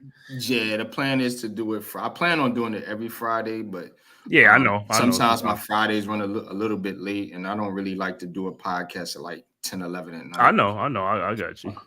But yeah, so that's where I'll be at. And then, Saturday, depending if I'm working. If I'm not working, I'm going to stream a college football game. I'm going to pick one of those college football games to stream. I'll let you guys know on let you know like Friday, after the Black Top podcast and stuff like that, if I was streaming on Saturday. And then, of course, Leather to the Face on Saturday night. If there's Leather to the Face, I'll be on there. And then on Sunday, Giants Convo, with my brothers and everybody from the Big Blue Crew Sports Network. And y'all, man, y'all go ahead and tap that, subscribe button, man, for the Big Blue Crew Sports Network. He gonna put the link in the chat. Also subscribe to the Man-Cave podcast, Unpopular Opinion Sports NYG, Miz in the Midday, Wales to New Jersey, G Nation Inside Sports with Big Lou. You know what I'm saying? Zion Zenith, Mac the Giants fan, Coach Ed Gladney's Amazing World of Sports, Big Pat Sports Talk, and many more from the Big Blue Crew Sports, man. For sure, man. Appreciate you, man. Most definitely, man. Miz, tell them what you got going on, man. Tell them what you got cracking, man, for the rest of the week, and tell them where they can find you at. Oh, you know me, I'll pop up with my Miz in the Midday or Let's Talk About It, pretty much, and I'll be around come football Sunday, and I didn't get my picks in last week, but I'll get back to making the Miz's picks this week. I got to make a little comeback in our Blue Crew picks because I fell behind. Me too. For a comeback, I went into a slump for 2 weeks, and that's really it. With the next 2 days here, I don't know what's gonna happen. So see with this big hurricane in Florida. So, but I was thinking of. I'm gonna see if we don't lose electricity or whatever, and Alex wants to do. I might do the Yankee game tomorrow night for the first time ever. That'll be the first for me doing any game live. I might do the Yankee game with Alex. I'll see if he can do it. Okay, that'll be dope, man. Game 3. So yeah. I'll definitely tap into that, man, because you know what I mean. I want to see what these Yankees they can pull it off in Kansas City, man. See what these Yankees got going on, man.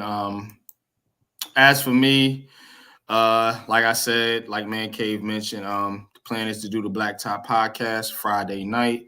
Like I said, sometimes my schedule runs a little late.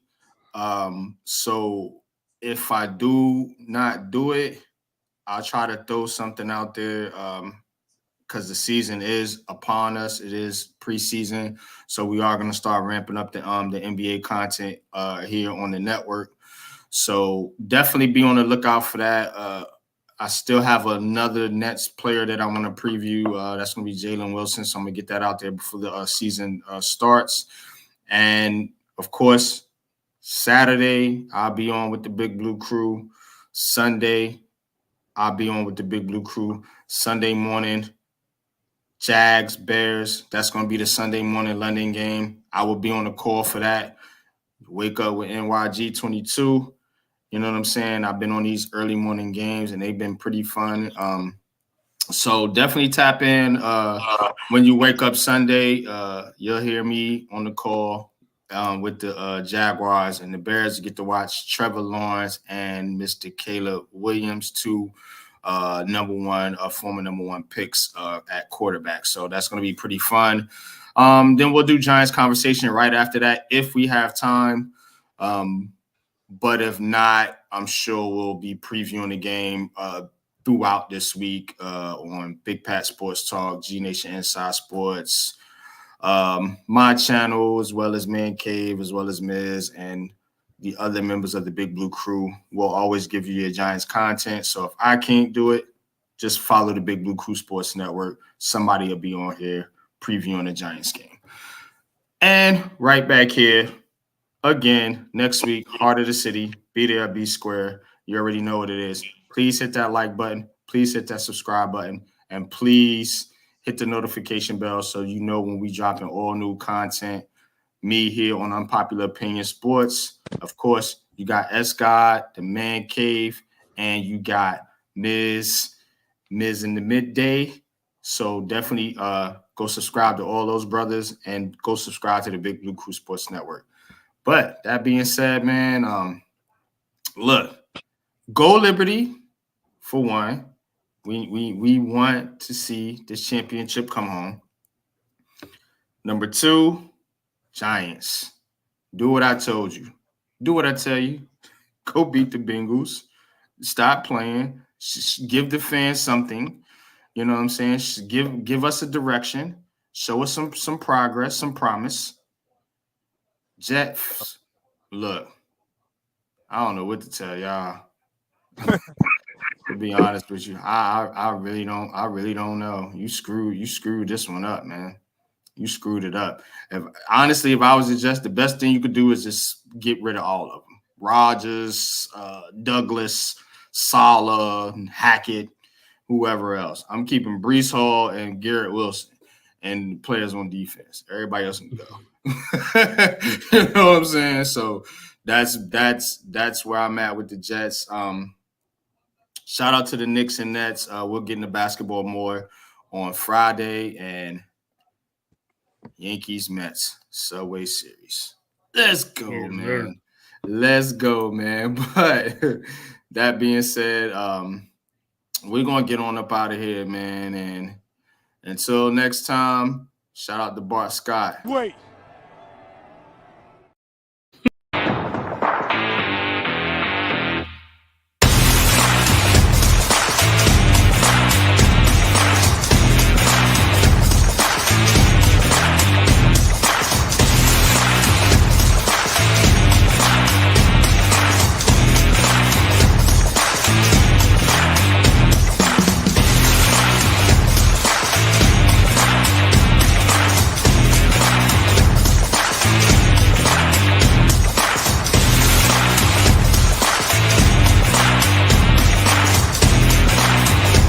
This has been a Big Blue Crew Sports Network production.